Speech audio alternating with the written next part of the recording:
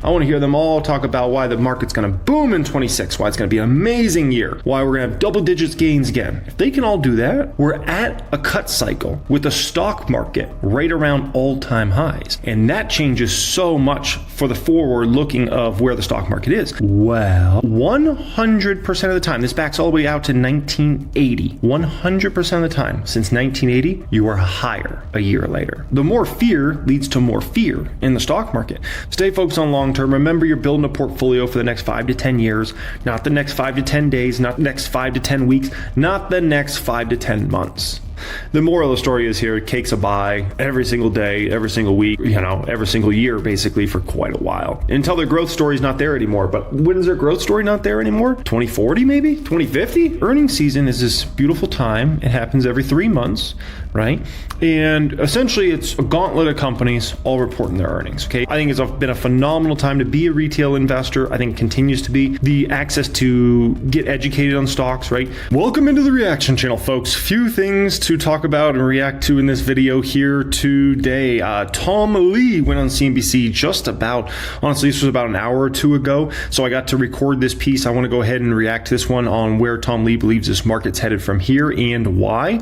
Looking forward to reacting to that one. Then Dan Niles, Google will have the best AI app in the long term. That should be an interesting one to react to. That's a big statement there. And also Dan Niles is going to share his opinion a little bit about the market. Want to react to that one. Then from there, we're going to get into essentially the stocks. I'm going to show you my entire possible buys watch list for all the stocks. We'll talk about like 2 or 3 stocks that in my opinion are just like great buys right now that you kind of can't miss, at least in my opinion, over this next bit of time. So we'll get into that after I react to these 2 videos. And that'll pretty much be that. By the way, congratulations to everybody out there that's at all-time highs here today. I believe the public count closed at an all-time high here today. Some of my other portfolios as well. So I appreciate y'all for being here. One thing only I need from you guys, if you could please just hit the like button on this video. If you could just hit that thumbs up button, that would mean the world to me. Thank you for everybody that's already done that. I didn't even need to tell you. And for those of you that aren't on the wave yet, that's what I always need you guys to do, okay? If you want to be subscribed to the channel, we're almost at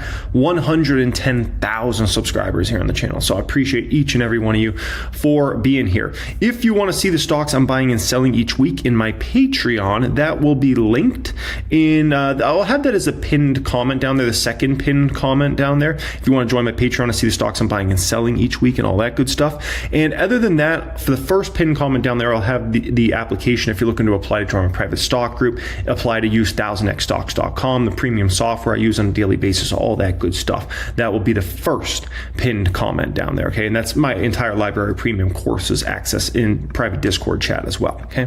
Alrighty, so let's go ahead, let's react to Tom Lee, and then we shall go from there. What do you make? I mean, how much does the Fed really matter to the equity markets right now?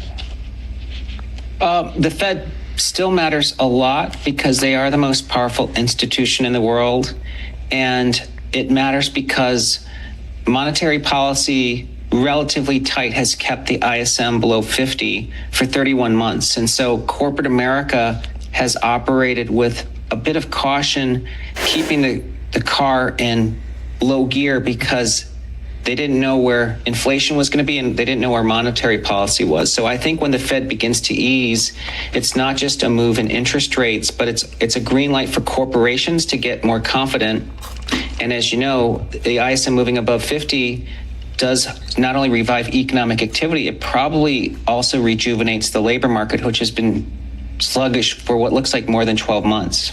So does that mean if the Fed stays dovish or keeps cutting, that there's other newer legs to this pretty remarkable stock rally? Yes, and I might even say that I think that we could have growth recover without inflationary pressures. I think reflexively, people the last few years think Hold on, before he goes further here, let's read through what his note here. Fed made a proper pivot to focus rightly on addressing the employment risks. The tariff-related cost increases are less likely to fuel inflation if labor market remains soft, so the Fed can resume cutting. Bond market sees more cuts than Fed had previously, which means the Fed was behind. Okay. Picking up means there's automatic inflation. That has not been the case for 25 years. But I think if companies begin to expand, plus the fact that we know AI is driving productivity gains, and that's really a big tailwind for businesses. And then we know that there's initiatives around Wall Street boosting productivity because they're going to build on the blockchain. I think there's a path for growth to be stronger next year without a pickup in inflation. That's going to be very good for profits and for equities.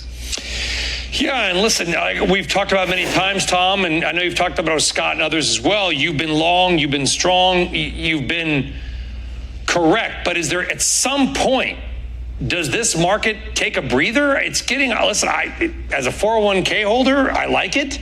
But as a TV analyst who's been doing this for almost 30 years, I'm starting to worry about it a little bit. Yes, I mean, a pullback is going to be inevitable.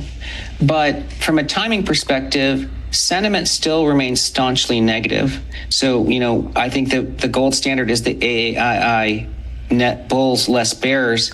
That's been 6 consecutive weeks where it's negative. That's never really marked a market top. I mean, that has to flip positive and sustain for several weeks. So I think if we're going to say between now and year end, could the market pull back?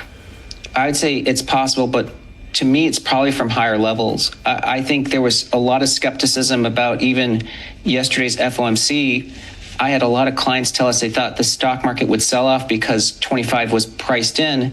But because almost everyone told me that was the consensus view. I think people were cautious into yesterday, and that's why we're seeing the groups that should rally big, like the small caps and the cryptos and the financials and even the Mag 7. Okay, before we go further here, in regards to Tom Lee's comments there on the market, having a pullback eventually here, but maybe from a higher level, that could very much well happen, right? Dan Niles, we're going to react to a Dan Niles clip in here in just a moment. I think I reacted to Dan Niles clip, what was it, last week, I believe, and Dan Niles was basically talking about a rally all the way to Thanksgiving, and then we'll see what happens after that, essentially, right? And so now the important thing Tom Lee brought up there was AI investor sentiment, but I think he might have missed the biggest part of this whole story. Okay, the biggest part of this whole story in regards to AI investor sentiment, in my opinion, is that sentiment survey has been in the dumpers since February. Since February, it's been overwhelmingly bearish for the longest time, for almost this entire year. Almost this entire year. And I've been waiting for the flip. And one of the reasons that it's really hard for me to want to hedge against this market, right? And I've done a few hedges here and there. I did some hedges at the beginning of the year, which obviously turned out great. I did the Duolingo hedge against Little Dingo, a while back, made a bunch of money on that. I think I made like $19,000 in like a week or two on that one, right? I think it was like a week. And so there's a little hedging, but I haven't really hedged that much, right? I haven't come in with those $50,000 or $100,000 hedges. And one of the reasons is the AI investor sentiment has just been in such a bad place. I want to see people get really bowled up. I want to see the AI investor sentiment go way positive. I want everybody to say the stocks are going on the moon. It's just going to be up. I want everybody to go Tom Lee-ish, right? And when I say everybody, I'm not talking about retail. I'm talking about big money. I'm talking about Wall Streeters, hedge fund managers. All these Wall Streeters that go on CNBC and Bloomberg. I want to hear them all go Tom Lee. I want to hear them all talk about why the market's going to boom in 26, why it's going to be an amazing year, why we're going to have double digits gains again. If they can all do that, then we can say it's time to come in with the big dog hedges. Let's go. But I need that to happen first. I need that to play out first. And so that's why you haven't seen me be that incentivized, come through with the big hedges. Like I got cash around, that's a hedge, but to come through and hedge against $50,000 or $100,000 worth of stocks or $250,000 or something like that, like I just can't do it at the moment because people still aren't bullish enough. It's frustrating. Even get a record high for the Russell 2000 about 75, 80 minutes left to go. We'll see what happens. Tom Lee, we're going to let you go, but always appreciate you coming on, Tom. Thank you. Thank you. All right, you're welcome. Let's get out of Kate Rogers. So as far as those comments there by Tom Lee, that was about what I would have expected from Tom Lee, right? He sounds bullish. He sounds like, we're going to eventually have a pullback, but it's going to be from higher levels than this. So it might end up being fair, right? And here's the thing. If this is a 2018, we'll see the market start to deteriorate in October. If this is a 2018 and then get really ugly in November and December.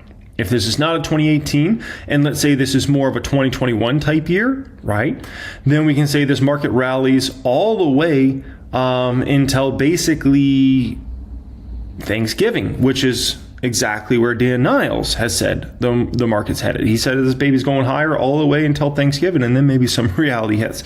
So let's go ahead and hear from Dan Niles in regards to Google, big tech, and his views on the stock market. Alphabet, actually, because the stock's also up about 4.4%. Don't know if you know any particular reason for that move this morning, but overall, sort of curious to get your take. Google McDougal, you got me flipping my flapjacks on this stock. It is just making us a fortune right now. It's incredible. Congratulations to anybody out there that holds Google stock. This stock is an animal right now. Absolute animal. So let's go up and pull up Google McDougal. And this one on a 3-month is up 42%. Oh my gosh. I mean, it has just been an animal. Just an absolute animal of a stock. If we back it up until kind of that May time frame, it's up 61%. And from, let's see where it's from the April low. I got it close to the April lows because I got it on like April 23rd. But from that actual April low, this baby's up 72%. Now let's compare that against like Mr. Softy and like Apple. Those are usually the two stocks you comp most against it. Oh, and we'll throw up Meta as well, because Meta is another natural comp. These are kind of the three main comps for Google stock over time: Meta, Apple, Microsoft. Look at Google McDougal's smoked them all. 72% gain since those April lows, versus Meta's at 55%, Microsoft's at 43%, and Apple's at 34%. It has just obliterated them. I mean, those are such big gains, it might even be keeping up with NVIDIA and Palantir. Let me pull up NVIDIA and Palantir, which is crazy. And obviously, those aren't natural comps against Google stock, right? The other three are natural comps. I'm just kind of curious about how it comps against those babies. Yeah, I mean, it's not that far off, but it is off of NVIDIA and AMD. Those ones are usually more dramatic movers, right? NVIDIA, since those lows are up, is up 87%, and in AMD, since those lows, is up 92%. So, yeah. As far as AMD, by the way, real quick side note here in regards to AMD, it's still a buy. It's still a buy. That stock's set up so phenomenal for the next several years. The big chip cycle, we're going to start to see those numbers in this next quarter they're going to report, and then things are just going to get really fun from there on. It wasn't that long ago that everybody was worried about their monopoly in search, particularly being eroded by the likes of ChatGPT. Yeah, I look at Google for the long term and I go, I think they're going to have the best app in terms of AI. Because if you think about it, what makes an AI app smart? It's data. Well, they've got the most free data in the world because of YouTube. And so if you think about what's the most expensive thing to create, it's video. And so if you look at products they have like BO3 or Nano Banana, which is why the stock is up so much today, because they hit #1 on the US free app store on Apple on Friday. And they passed ChatGPT. That's why the stock's up a lot. You combine that with the fact that it's trading at a market multiple at 25 times. You've got Meta up at 27 times PE, and then you've got the AI names in the 30s, and the stock has a long way to go, especially given that antitrust remedy was way better than any of us ever imagined. They can pay to be the default search engine. They don't have to go ahead and spin off any of their divisions. I mean, they're in great shape when you look out over the next 5 to 10 years, I think. Yeah, the important thing to understand about Google, this is very important everybody understands this, because I understand not everybody was around to see Google search become the dominant search engine. Like, there's probably a lot of people watching this video right now that all you've ever known is like Google search was like where you went to search something, right? Let me tell you a little story about Ask Jeeves. Let me tell you a little story about Yahoo Search. Okay, those were the big search engines. Those were the first search engines I ever used, was things like that. Ask Jeeves, Yahoo Search, those sorts of things. When I was in school, that's what we used to search stuff. And when I say school, I'm really talking about that was like middle school, high school. I didn't really start using Google search until I got to college, which was like 2008, 2009. And then I started using Google search and I was like, dang, Google search is like legit. Like this is way better than Yahoo search or anything else I was using previously. And then ever since then, I've always used Google search, right? Now it's 2025, still using Google search.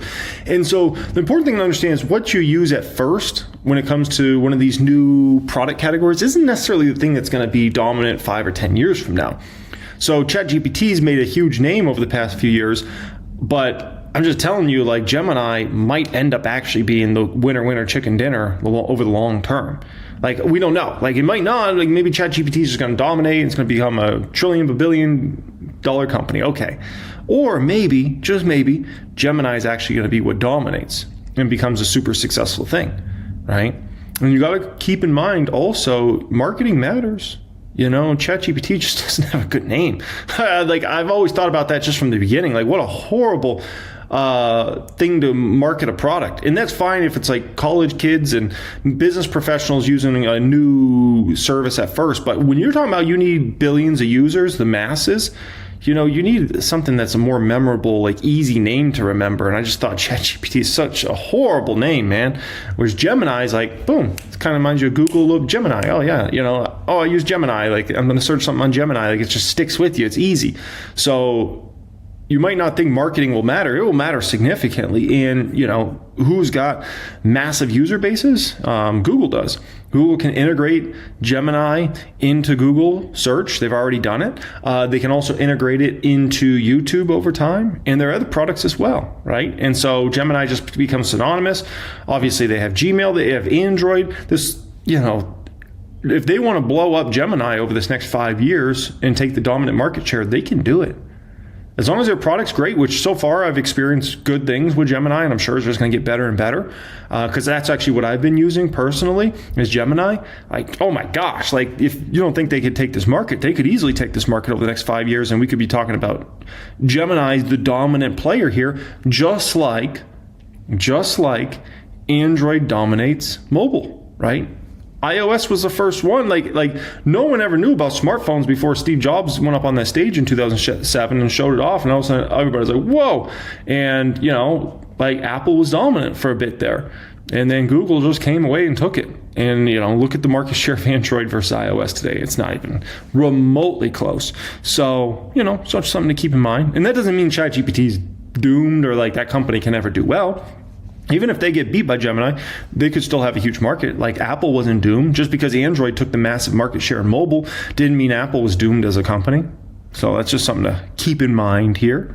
Their demise may have been quite exaggerated. What is it? Number one, Nano Banana? That's the one that's number one? Yeah, it's the number one. It pushed Gemini past ChatGPT. Right. So that's really driving this. What I think you're going to hear more talk about in a year or two, though, is their video app, VO3. Now, you can only produce about 8 seconds of videos today, but this is the worst it's ever going to be. And so that's going to give them a massive edge, especially given they've got all that YouTube content to train on for free, whereas other people like OpenAI, they don't have free user-generated content that they can train on. So yeah, now I don't know if you're an investor in the private markets, but it does take me to OpenAI for a moment. Not one of the names we mentioned, obviously doesn't trade publicly. But do you think at $500 billion perhaps that is overvalued given the competition you see being potentially won or if not joined very significantly by the likes of Alphabet? Yeah, I think OpenAI is going to have a lot of problems when you look out 5 years from now for two reasons. Number one, the guys they're competing with, which is Microsoft, Google, AWS. They've got massive cash flow generating businesses in other areas that they can use to fund all of their AI development. With OpenAI, they don't have any of that. They're planning on burning $115 billion in cash through calendar 29. I don't think they're going to be able to burn that because I think the private markets are going to start shutting them down as we get out a few years from now. But the biggest issue is the winners are going to be the ones that have got massive troves of free data they can train on. So who are those companies? ByteDance has TikTok, so all that data. Meta's got Instagram and Facebook itself. Google's obviously got YouTube. And then on the corporate side, everybody has a Oracle database, right? Over 60% of S&P 500 companies. So they're in great shape. And then Microsoft with Office has got a great stronghold as well. So those are the dominant companies, I think, when you look out 3 to 5 years from now, either because they've got tons of consumer data, so they're going to dominate in consumer AI, or you're a hammerlock with corporations, so you're going to dominate in corporate-focused AI. And I think okay, what Dan Niles just laid out there, listen, man, perfect storm. The perfect storm, which, by the way, listen, it's raining in Vegas here today, and that never happens. You might say, what's the big deal, man? It never rains in Vegas. My kids were so happy they were out dancing in the rain. Holy smokes, this ain't no jokers. But in all seriousness, listen, you want to talk about the perfect storm? Let me take you through the perfect storm. Imagine over the next year or two, right? Google starts to really take a lot of market share away from ChatGPT. And then ChatGPT is also facing all these competitors from X, from AWS, from a bunch of different sides here, okay? So all of a sudden it starts to look like OpenAI starts to look much more vulnerable, where I feel like over the past year or two, people kind of just chalked OpenAI as they're the big winner, chicken dinner. They're going to dominate everything AI related, right? So all of a sudden, let's say a year or two from now, you have a lot of questions. Let's say simultaneously, the market's having a lot of trouble. Let's say, we're going through a correction or a crash in the market. What Dan Niles laid out there about investors shutting down OpenAI for investing big money into, yep, he's 100% right. That could happen. That could very well happen. If the credit market sees up a little bit, and then you have a lot of questions about market share and OpenAI's competitiveness, oh yeah. that aren't in either of those two buckets are going to have a huge problem. Just to follow up on that, a lot of the training, models have been run, inference is obviously one of the key things, not to mention products. ChatGPT has been incredibly successful on the consumer basis. Some would argue they've already won to a certain extent, and then obviously moving in the enterprise. Many would say it's way too early to write them off in terms of all the different things they can move into, by the way, whether it's social and competing with Meta and on from there, Dan. Well, that's true, but how are you going to fund it? You got to raise a lot of money. You got to raise a lot of money. Now, their revenue growth is pretty significant. Let's not forget. They're losing a lot of money, but they are, triple-digit revenue growth right now. Absolutely. But we've seen in the past with technology companies, the guy who's out first isn't necessarily the guy that wins, right? I think we all remember Netscape. We remember Yahoo. You can go back to cell phones, right? Nokia had dominant market share at 40% of the total market. True. You had Motorola then. You had RIM, BlackBerry, the Crackberry. Remember that? Oh, yes. You had MySpace and social media. And so I think I'm a big believer that the market's not going up 20% a year forever, right? I lived through 01, 02. At a certain point, if you look back over the past 3 years, including this year, you will have had from the big five companies, which is the three hyperscalers plus Meta and Oracle, they will have spent $825 billion in capex over the past 3 years. The industry probably about $1.2 trillion. It's not too early to say, hey, am I getting any return on that? And if you look at the poster child for that, which you could argue was Salesforce with this whole agentic AI, the stock was at an all-time record high in 2024. It hit a 52-week low in August because, as that MIT study said, 95% of the companies that have been investing into AI have seen 0% return. It's probably an exaggeration to some degree, but at a certain point, the market's not going to say, much like in 1999 when it said every company that said they had an internet business is going to win. People are going to start saying, all right, who are the names that are going to start to dominate? And it's not going to be 10 names, right? So the question is, where are you in that process? And I think we're getting closer to that as we get into 2026. Fair thoughts around Dan Niles' comments there. So what does that mean for Google stock overall? I would say for Google stock, it means, you want to understand Google right now is trading at a forward P of probably 24 to 25 is my guess. Let's pull up good old Google McDougal here, okay? So, yeah, trading at a forward P of 24 roughly. Now, keep in mind, Google comes in and beats their numbers a lot, so don't be surprised if that's actually like a 23 or 22 right now forward P, okay? here's the thing with Google. You have a lot of room to potentially expand that forward PE. If you become more confident that the AI future is their AI future, if you become more confident in Waymo and that's going to be the dominant robo-taxi network, because keep in mind, if we look out at Google in 2030, you got to understand, this is potentially the most dominant company in the world with video, right? With YouTube. Likely still the most dominant company in the world by a large margin when it comes to search, with Google search, right? Still going to be by far and away the most dominant company in the world when it comes to mobile, right? With obviously Android. We know that. This is all in 2030. What company is the most dominant when it comes to robotaxi? I have to say, I think it's going to be Waymo. I think Waymo's set up the best out of everybody. So I think Waymo's still going to be dominating there, right? And there's debates. You could debate the other companies and things like that. That's fine. But I think Waymo's going to win it. And so you got the leader in robotaxi opportunity as well. And then you could say, if they're dominating AI, oh my gosh, like those are 5 of the biggest categories you could possibly imagine. There's a decent probability Google could dominate all 5. You got a company like that dominating all 5, we're probably headed to a $10 trillion market cap long term, or at least $5 trillion market cap. Let's call it somewhere between 5 and 10 trillion if they really dominate all 5 categories. So you look at it at 3 trillion today, and to be honest, the stock's not expensive. To be honest, the stock is cheap.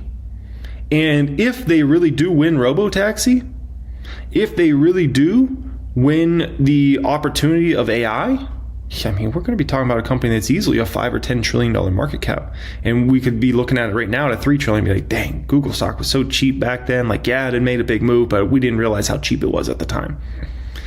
And the more you start looking at it, the more you're like, dang, like this is actually realistic, man, when you start to track all these things. All right, let's talk about some stocks that are some opportunities out there that I really love right now. Right? So this is my potential buys watch list here. This list is filled up of Whirlpool, Hershey's, Nike, Amazon, Starbucks, LVMH, Target, CRM, Google McDougal, Cake, Adobe, RH, Cava, Snowflake, Bath and Body Works, The Planet, SoFi, Wynn. Where do my eyes go when I say, man, that stock's just easy money over the next few years? My eyes go directly to Amazon. My eyes go directly to CRM, Salesforce. My eyes go directly to Google McDougal. My eyes go directly to Adobe. And that's really it. For like, oh, that's easy money the next 3-5 years. Those are the only ones that really my eyes go to.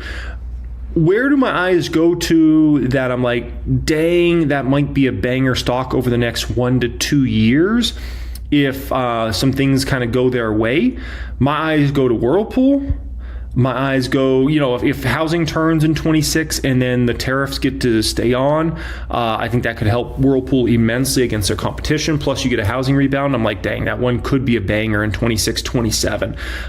But they need some things to go their way. Nike's another one that I'm like, dang, that stock could be a banger in the next year or two with all the cost-cutting measures they've done over the 2024 and 2025 and the turnaround of that business model. I think we're going to see revenues increasing, earnings per share increasing, margins increasing. It's going to be a fun stock, I think, over the next couple of years here. Starbucks, questionable still. Starbucks is LVMH a little bit questionable as well. Target, if they could get their same store sales back in the right direction in 26, that stock could be a banger over the next year or two. So that one's a potential. Cake, definitely looking good as far as Cake goes. I think Cake should have a big increase in how many Flower Childs and North Italias are opening in 26 and 27, and I think that could cause a very nice kind of actually like hype cycle in regards to Cake and some major revenue increases in 26 and 27 for the company and in future years as well. So that one sets up very well, 26, 27. RH could be, it's just been disappointing what they did with their balance sheet. So it's a risky stock. It's one of the riskiest here. Cava, if that one keeps dropping, then we're really in business there. Snowflake definitely has an opportunity. Their revenue growth has been very impressive recently. Bath and Body Works, yeah, that one actually looks pretty interesting to me. So that one's valuation is just down in the dumpers right now. We pull up a Bath and Body Works here. Bath and Body Works. Let's check the forward P on this one. 7. 7 forward P on Bath & Body Works. But the interesting thing about Bath & Body Works is I do not believe this is going to be a business in decline. I just don't believe it. I believe Bath & Body Works is a strong company that their revenues will be going up in future years. And is it going to be going up at a fast clip? No. I think Bath & Body Works is the type of company you should expect to grow their revenues 3% to 10% a year, right? If they're having a banger year, maybe they grow their revenues like 10%. If, they're having a little bit of a slower year, maybe it's like a 3% revenue growth. That's kind of the way I would look at Bath & Body Works. But, if this is really a company that can continually grow 3 to 10%, trading at 4 PS7, I mean, you could say it's actually a pretty good opportunity here. So I don't like their balance sheet at Bath & Body Works. That's kind of the one issue I really have with this company is their balance sheet. Dividend yield of this one, 3% plus, and a dividend payout ratio that's pretty low. So they could up that dividend significantly over future years. Do keep in mind their debt load they do have in with this company. If interest rates are going lower over this next bit of time, that could actually set them up very well over the next few years. And then, we could be talking about a stock in a year or two that's $50, right? So, I like Bath & Body Works here. If we run some projections on Bath & Body Works here, right? Let's run a base case on Bath & Body Works. Okay, so let's say on average they grow revenues 5% a year. Not a crazy number. It's decent, right? And they grow their net income a little faster clip. Let's say about a 7% clip for net income growth. Now, 5 to 7%, I think a fair P ratio for a stock that's growing at that for retail is kind of in the 12 to 17 range. Okay. And let's see what type of CAGR we get on this one over the next few years. I mean, that's dang attractive. We're talking about a compound annual growth rate on the low end of around 20%, on the high end of 30%. When I run a base case and I'm getting that CAGR around 20%, that's hard for me not to buy that stock. So, and this is a simple business model. It's not like this is some rocket science business model. Like, I never heard of selling soaps and candles and lotions before. So, Bath & Body Works might be interesting as a buy, but we'll see. The plan, obviously, that one's just one that has insane upside potential, but also comes with a lot of risk. SoFi's been a banger of a stock, tremendous, but it definitely comes with risk in terms of,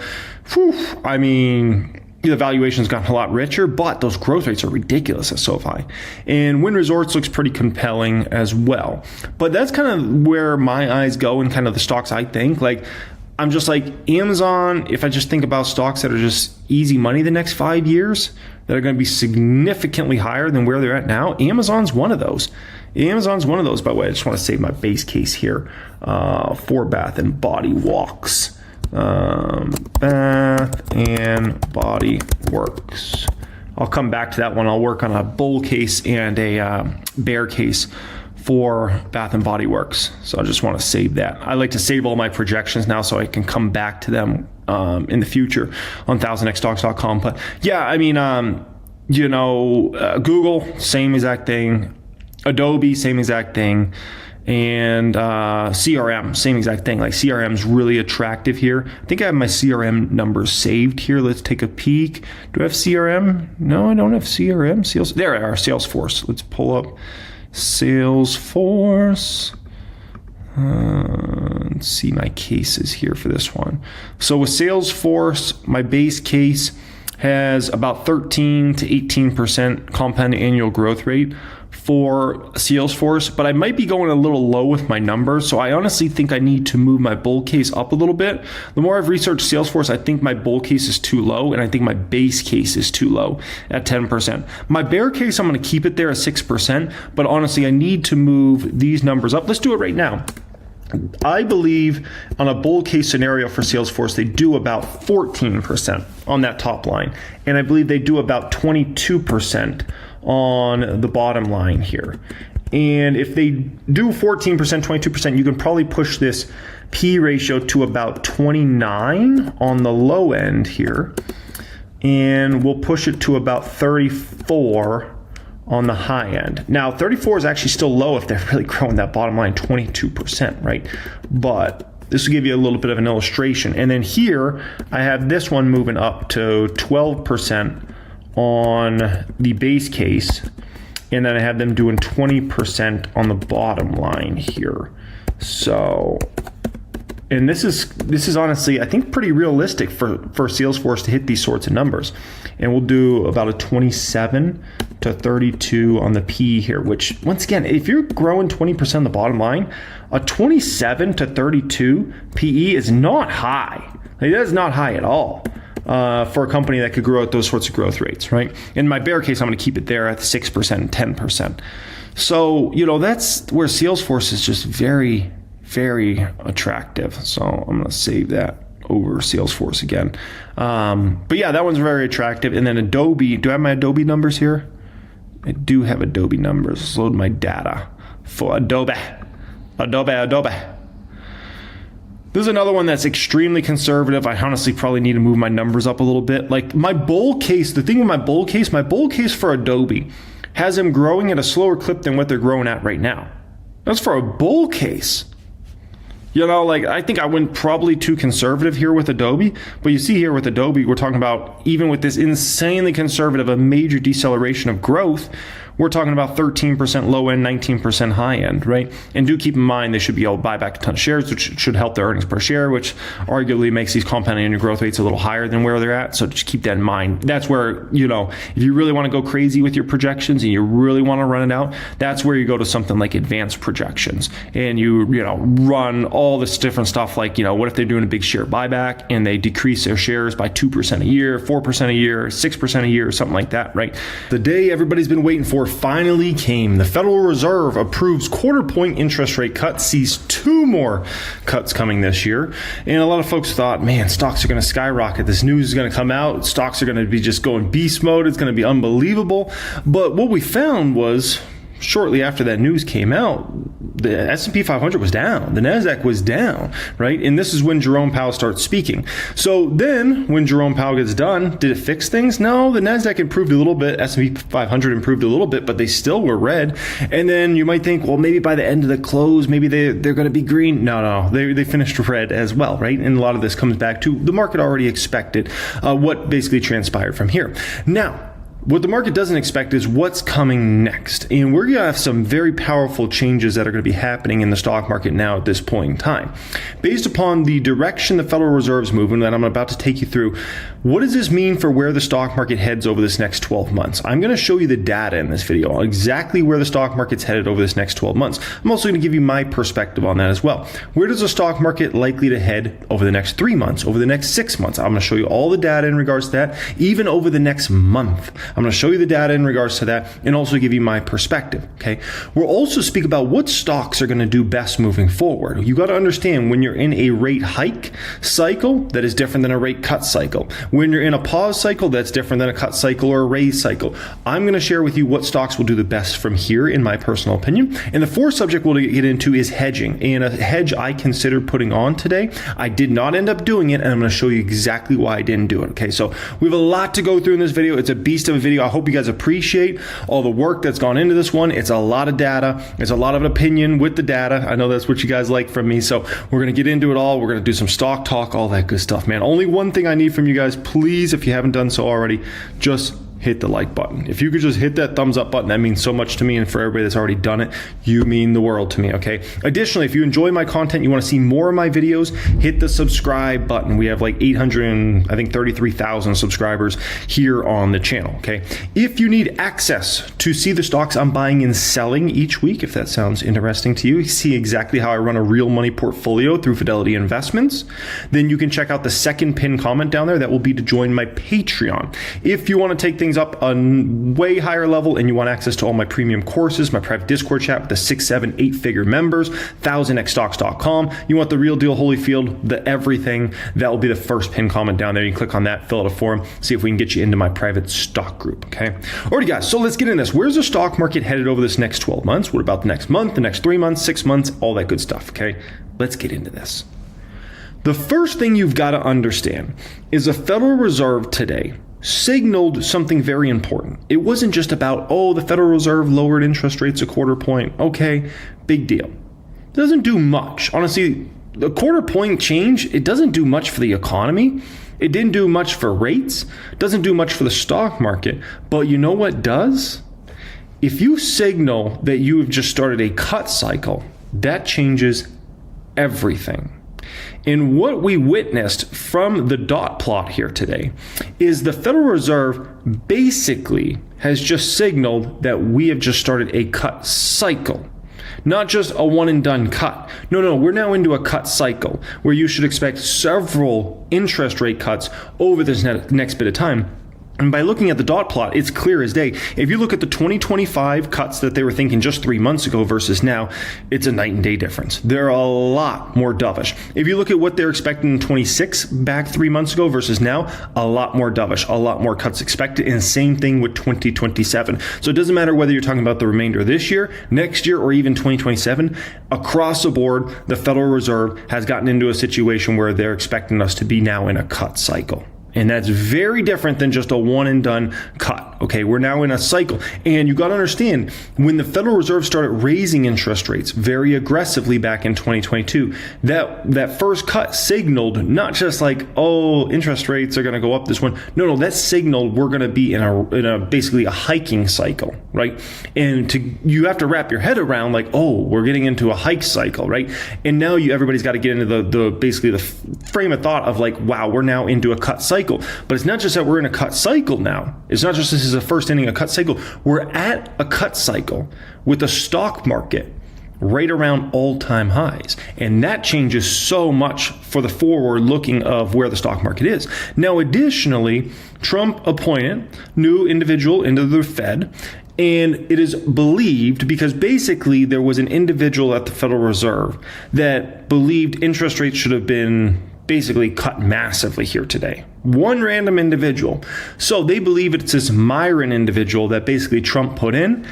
If I had to guess, like, it's probably them, right? We don't know 100% for sure, but somebody, one of the big dogs at the Fed, thought we should have cut like insane today. That's interesting. So there's going to be pressure from this individual to basically cut more aggressively. And maybe the thought is, like, them by themselves, it means nothing, right? If they're just over here and they're like, we need to cut another 50 basis points, 75 basis points, 100 basis points, whatever, that means nothing. But if they can slowly influence some of these individuals down here, suddenly we'll have a Federal Reserve that is even way more dovish than what we just witnessed on the latest dot plot. And a lot can change over a 3 or 6 month period. Remember that, okay? Now, the Federal Reserve looks at a lot of economic data. One of the most important economic indicators you can look at, and this is one of those things, not very many people look at this, but it actually is going to show you whether you're likely going into a recession or not, is look at U.S. heavy truck sales. The simplest way to put it, are people buying new semis or not? Okay. Now, what we're finding is basically we've dropped off a cliff. Like, hardly anybody's buying semis right now. Okay.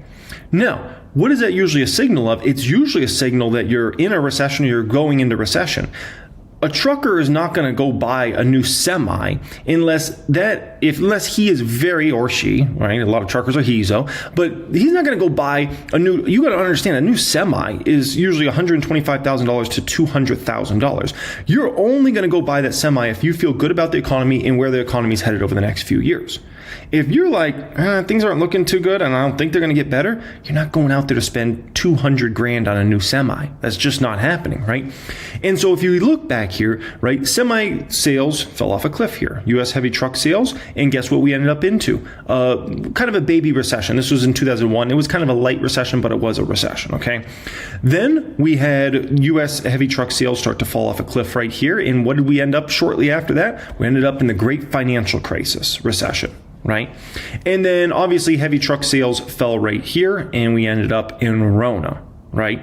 Now, some people might say, well, there was this time period where we had truck sales down big and we didn't necessarily fall off a cliff. No, but we had a very scary economy kind of in that 15-16 time frame where there was a big debate if the economy was going to go into recession. There was a big debate back in 15-16. Obviously, Trump got elected in 17, cut taxes big. There was a lot of kind of pro-growth stuff going on at that particular time. And so we avoided a likely big recession. But, you know, the moral of this story is, like, if you look at semi sales, this is not headed in the right direction. And, you know, don't be surprised if in the next 3 to 9 months, you end up in a recession. It's no guarantee, but Looking at the data, it doesn't look great. This is not like a small little correction. No, this is a big downward move. And I don't know if this is going to recover in the short term. So that is something to just keep in mind in regards to, is the Federal Reserve going to look at some of this stuff and you know what, say, maybe, just maybe, we need to lower even more rapidly, which would completely change, obviously, the trajectory of where people think stocks are going and all those sorts of things, right? Now, what I'm showing you in front of you right now, you got to follow 1000X stocks on X. If you use X, follow 1000X stocks. I think I have it linked in my description area of this video. Okay. Listen, follow on there. This was something very important we posted here today on 1000X stocks X page. Okay. Look at this. Where does S&P 500 go after you get Fed cuts within 2% of an all-time high, which is the exact scenario we have? Well, 100% of the time, this backs all the way out to 1980. 100% of the time since 1980, you are higher a year later. So if you're wondering, is the stock market going to be higher 12 months from now? It's almost a guarantee. But you could say there's always a first time for a first time, right? And maybe this is going to be the one time it's different. Maybe. But the data says the stock market will be higher 1 year from now. The data is very simple. Now, if you look here, right, the 918 cut, basically we're going to end up being up there huge, right? And then this cut, unless we have a stock market crash in the next, 45 days or whatever, is going to be significantly up there. 100% hit rate. I mean, it's very rare in the stock market you can ever get a 100% hit rate. And here we are with the scenario where you're looking and you're like, is the stock market, what's going to happen over this next year? Are we going to go up, down, all around? 100% of the time you end up going up. Now, on the 6 month though, look at this. You get some time periods when it's not good. Now, still, there's more time periods on a 6 month when you're green than red, but it is certainly no guarantee. You could look at this one from 86 down 2.4% 6 months later, 6% down in 89, 14% down in 1990. Here you had the 19 cut about 20% down, here 7% down, and then the November cut there, you were down about 1.4% over the next 6 months. So keep in mind, the next 6 months is no guarantee on is the stock market going to be green or red. But over the next year, it's literally a 100% hit rate all the way since 1980, folks. That's important to understand, right? Now, the other interesting thing that happened here today is the Federal Reserve. There's a lot of interesting things that happened today, but the Federal Reserve says basically they're seeing only one rate cut in 2026. One rate cut in 2026? That's interesting. Now you might say, like, isn't that like not that positive? Like, we should get more cuts in that. Here's the deal, okay? The Federal Reserve is extremely influenced by what? The stock market.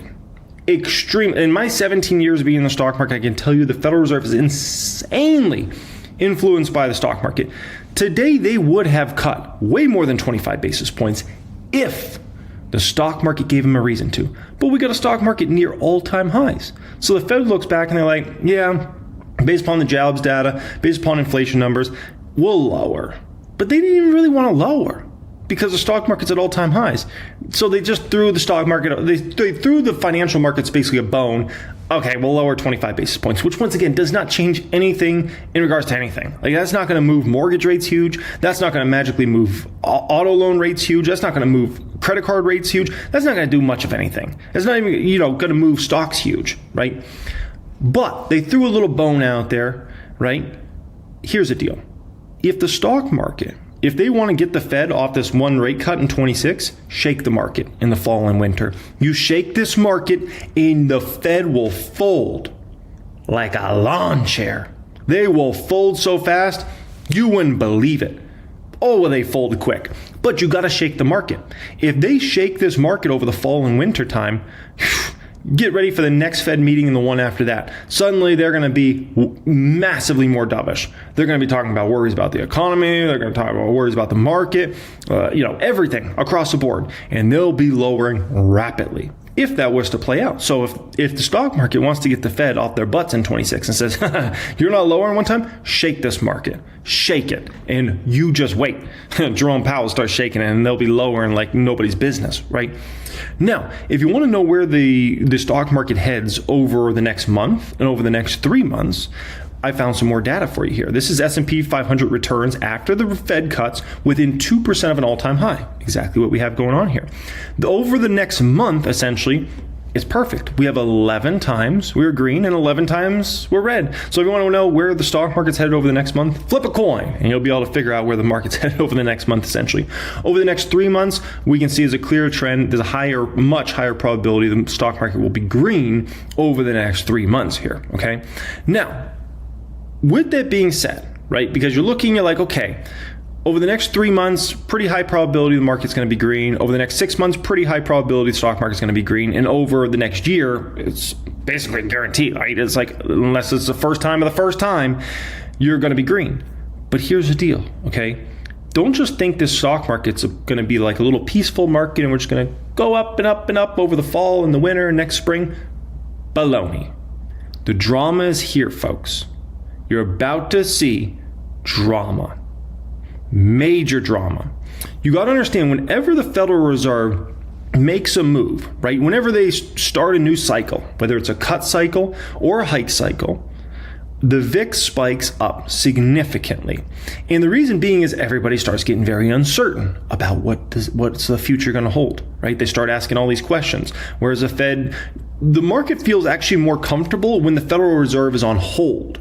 When the Federal Reserve is on hold or about to go on hold, the market feels pretty comfortable under that time because they feel like, oh, the Fed's not really moving, so, that means everything's okay out there. When the Fed's moving, that means things aren't okay. The Fed's really never going to move unless things aren't okay. If the Fed's lowering interest rates, it's likely because they're scared of the job market. They're scared about where the economy's headed, right? And if the Federal Reserve is raising interest rates, it's because likely inflation is out of control or it's headed toward out of control.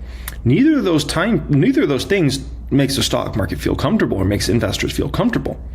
So as soon as you get a start of a cut cycle or hike cycle, investors they start talking, they start panicking, they start freaking out. And you know what happens in the market? The more fear leads to more fear in the stock market. So you got to understand, once you get into October, November, investors, hedge fund managers, they start looking forward and they start trying to figure out where the market's headed in 26. Remember, a lot of these Wall Streeters take off much of December, right? As soon as you get even remotely close to, kind of Christmas time, these guys are already on vacation. They're out. They don't care what's going on really in the market. So they're trying to figure out things in October and November and trying to assess the risk for that next year, essentially, right? And they're trying to figure out, does the economy get better or worse? And there's going to be a lot of people asking that question. We know the economy's likely gotten, worse over this last bit of time. The question is it going to get worse in 26 or is it going to start to get better in 26, right? Inflation. Does inflation stay in the 2s, CPIs, PPI, or do we go up to the 3s? If we go up to the 3s, then that's going to leave a lot of doubt about the Fed continuing to cut. And if you have an economy that could be potentially getting worse with inflation, that would be the ultimate disaster. Then we talk about real stagflation in the economy, right? Which that's been a topic the last few years, but we haven't really necessarily seen huge proof of stagflation. It just, there's kind of some glimpses. You kind of feel it every once in a while, but you haven't really felt it. If we really get in a stagflation economy, it's going to be ugly for not only the economy, it's going to be ugly for the stock market, right? There's people going to be talking about, does Trump create some sort of drama in 2026 that's going to crash the market at some point in time, right? They're going to be talking about, does the Fed really only lower once throughout 2026? They're going to be like the Supreme Court decision on tariffs. We're going to likely hear from that in either November, December. That's going to have massive ramification for the stock market. If those tariffs are allowed, there's massive ramifications of that, right? If they're blocked, there's massive ramifications of that in regards to the budget deficits, all that sort of stuff. So that's going to be huge. Additionally, NVIDIA, the stock that has been the most important stock since we hit those bear market lows in the fourth quarter of 2022, NVIDIA is by far the most important stock. NVIDIA is going to show a big slowing of growth in 2026. How does the market take that? That's a big question, right? NVIDIA's growth rates in 23 were unbelievable, 24, 25, unbelievable. 26, NVIDIA is still going to grow, but those growth rates are going to seem extremely small compared to the last few years. How does the market take that? And then does the market already start forward looking to 27 and say Nvidia is not going to grow in 27? They're going to have flat revenues or shrinking revenues. And how does the market take that? How will the stock market take it if there's real worries about Nvidia's revenues in 27 flatlining or going down? The most important stock in the market the last several years, right? And then there's going to be other people wondering, does the 2026 end up like 2022 ended up, right? Where you could have this view of like the market 2021 into 2022, right? So recently on the channel, and we'll get into that a little more here in just a second, but on the reaction channel, I'm not sure how many of you guys follow me on the reaction channel, Jeremy Lefebvre Makes Money. It was either this video I put out yesterday or the one from 6 days ago, but basically Dan Niles, right? Dan Niles, very known in the stock market, successful individual. He was talking about we're going to rally all the way to Thanksgiving and then reality is going to set in and reality is going to hit at that point in time, right? Which reminds me a lot of actually 2021.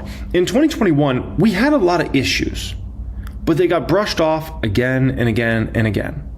People just we knew we had inflation problems already in 2021. It's not like inflation just magically showed up in 2022 and it was like, hey, I'm here, inflation's here. You better get raising those interest rates. No. There was clear signals in 2021 that inflation was getting pretty out of control. Kind of like there's some clear signals, in the economy recently that, things might not look so hot in so many different spaces, right?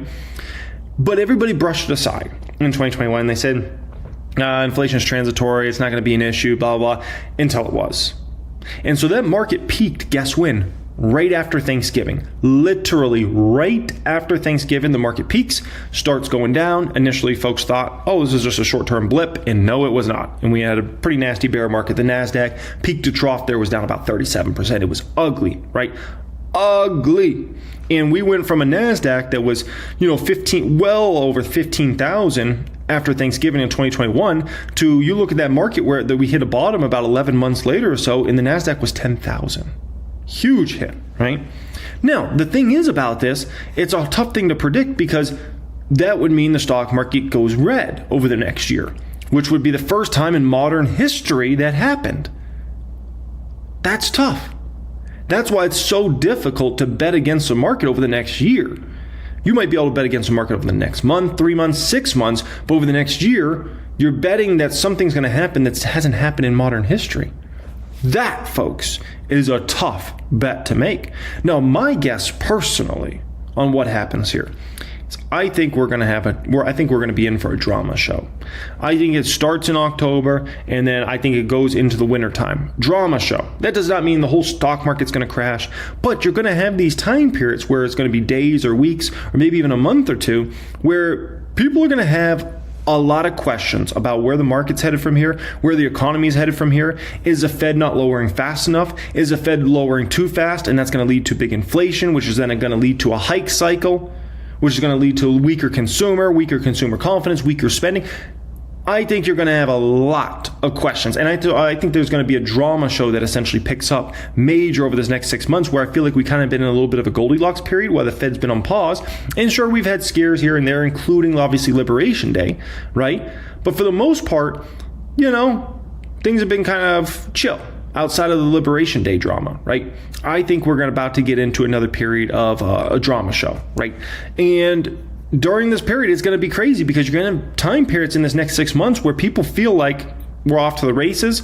We're good. We're going to skyrocket the whole stock market. It's game over. Like we're just going up and up and up. And you're going to have other time periods when people will just have some real doubts about is the Fed screwing all this up? Is Trump screwing all this up? Woo! And so just get ready, folks. It's going to be a drama show and it's going to pick up here. Okay. Now, additionally, another subject that has kind of gotten brushed aside is the whole immigration stuff. We all know the whole ICE videos and the ICE raids that have transpired obviously this year and became a big thing over the past few months. And we don't know how many illegal immigrants we have in the United States of America. I've seen estimates of 10 million. I've seen estimates of 15 and 20 million. No one actually knows, but it's a huge amount of folks, right? And so you just got to understand, let me ask you this question. If you were an illegal immigrant in the United States, right, what would you do right now? Let me tell you what I would do. If I was an illegal in the United States and I was making good money over here, you know what I would do? I go work my job and I go straight home and I would not come out until all this stuff chills down, right? because I would not want to get stopped by the cops on a traffic stop or anything to happen, or the ICE raid or something like that. And because it's just so risky, then you're risking, obviously, getting deported out of the country, and there goes your good money-making job. And I might even be sending money out of the country if I was in those shoes, right? So you've got probably 10 to 20 million people living in the United States of America. They're doing exactly what I'm saying they're doing right now. They might go to work and they go straight home. They're not out there spending money in the economy like they were for the last many, many years, right? And if anything, they're probably sending money back home, because at the end of the day, like, imagine you end up in a situation where suddenly you get deported or something like that, and you got $10,000 under the mattress. You think that $10,000, you're going to be able to keep that? You know what I mean? Like, you think if you got money in, a bank account, I don't know. I don't know about that, right? And so you got to understand, this is a real thing that could weigh on the economy when you slow down activity of a pretty good chunk of folks, right? And so, I know there's probably some people watching this video right now that live out of the United States or live in places in the United States that maybe you don't see many folks that might be illegal immigrants or something like that. But just understand, man, it's a big percentage of the population, a much bigger percentage than I think a lot of people perceive it, right? And I even saw something like this, and that's why I screenshotted this, right?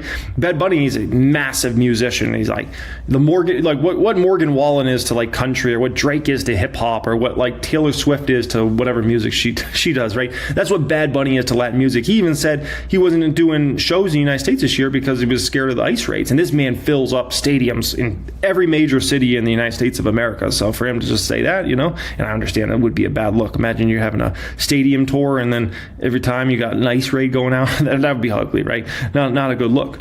Now, additionally, I think something that's going to start to be talked about in a major way is baby boomer. The baby boomer generation is now all 60 plus, right? And you understand, when it comes to your big spending years as baby boomers, right? Or as an individual, I shouldn't say just baby boomers, but your big spending years are kind of in that 35 to about 55 bracket, right? 35 to 45 spending, this is back in 2015, right? Spending by group, about $58,000. If your peak is right around here, 45 to 54 is a study back from 2015. And then when you get a 60 plus, your overall spending goes much lower, your healthcare costs likely goes much higher. And so this is a big factor that I don't think people have factored in when it comes to the biggest generation in the United States of America, the baby boomer generation. I'm sure plenty of baby boomers that are in good health are still going to go on cruises and stuff like that, and some vacations here and there. But, in terms of, somebody 68 years old coming to Vegas and getting a table at the club, and then going bar hopping in their city and, going out to eat, and they're just not. It's just not. The 28-year-old will do that. The 38-year-old will do that. But the 68-year-old's just not doing that. The 78-year-old, they're chilling at house. Or you think they're going to buy a new bed and a new couch and a new house? No, that's just not happening. And so that's a factor that could actually weigh on the economy that I think people have to consider here, right? Now, this was back in 2023. They found that the baby boomer generation had about $76 trillion worth of net worth, essentially. I would say easily $80 to $90 trillion of net worth the baby boomer generation has. That compares to the millennial generation that at that time had about 13.5 trillion. My guess is now the millennial generation probably has 15 trillion, maybe 20 trillion, somewhere around there, right? So, we all have an expiration date on us, right? We all do. And so I do wonder, the baby boomer generation, when that money's passed down to Gen X and millennials, I do wonder what's going to happen with that money, right? That is just something interesting that I don't think gets talked about enough out there. Now, with all that being said, what are the best stocks? What are the type of stocks that will perform very well over this next bit of time, being that we're at inning one of a new cut cycle, right? And then we'll talk about some hedging and some of those sorts of things. Well, the automatic, everybody should know this, is small caps. If you're in a cut cycle, generally speaking, good for small caps, right? Lower interest rates, good thing for small caps. And so naturally, we should see continued momentum, being that we're at the beginning of a cut cycle in small caps. With that being said, keep this in mind. When you get those drama time periods, economic worries, small caps are going to get hammered in the short term. So if all of a sudden you get a 3-week period where the market's freaking out and worried about the economy is actually going to go through a crash, the Russell's going to get wrecked. So just understand, the Russell might be a great play over the next year or the next couple years, but it could go through some periods where if all of a sudden the market starts freaking out about we're going into a recession, like a real big recession, right? you could get the Russell to sell off 15% in a week. In a week. So keep that in mind. But the play should be, in theory, as long as you don't get anything dramatic, small cap should be the play, right? Now, additionally, I did a video called 2 stocks I will buy nonstop the next 90 days. 2 stocks I'll buy nonstop next 90 days, right? Those 2 stocks are set up perfect for the next 1 to 2 years. Those stocks are set up for the next 5 to 10 years, in my opinion, but they're really set up phenomenal for the next 1 to 2 years. When you watch that video on those 2 stocks, right?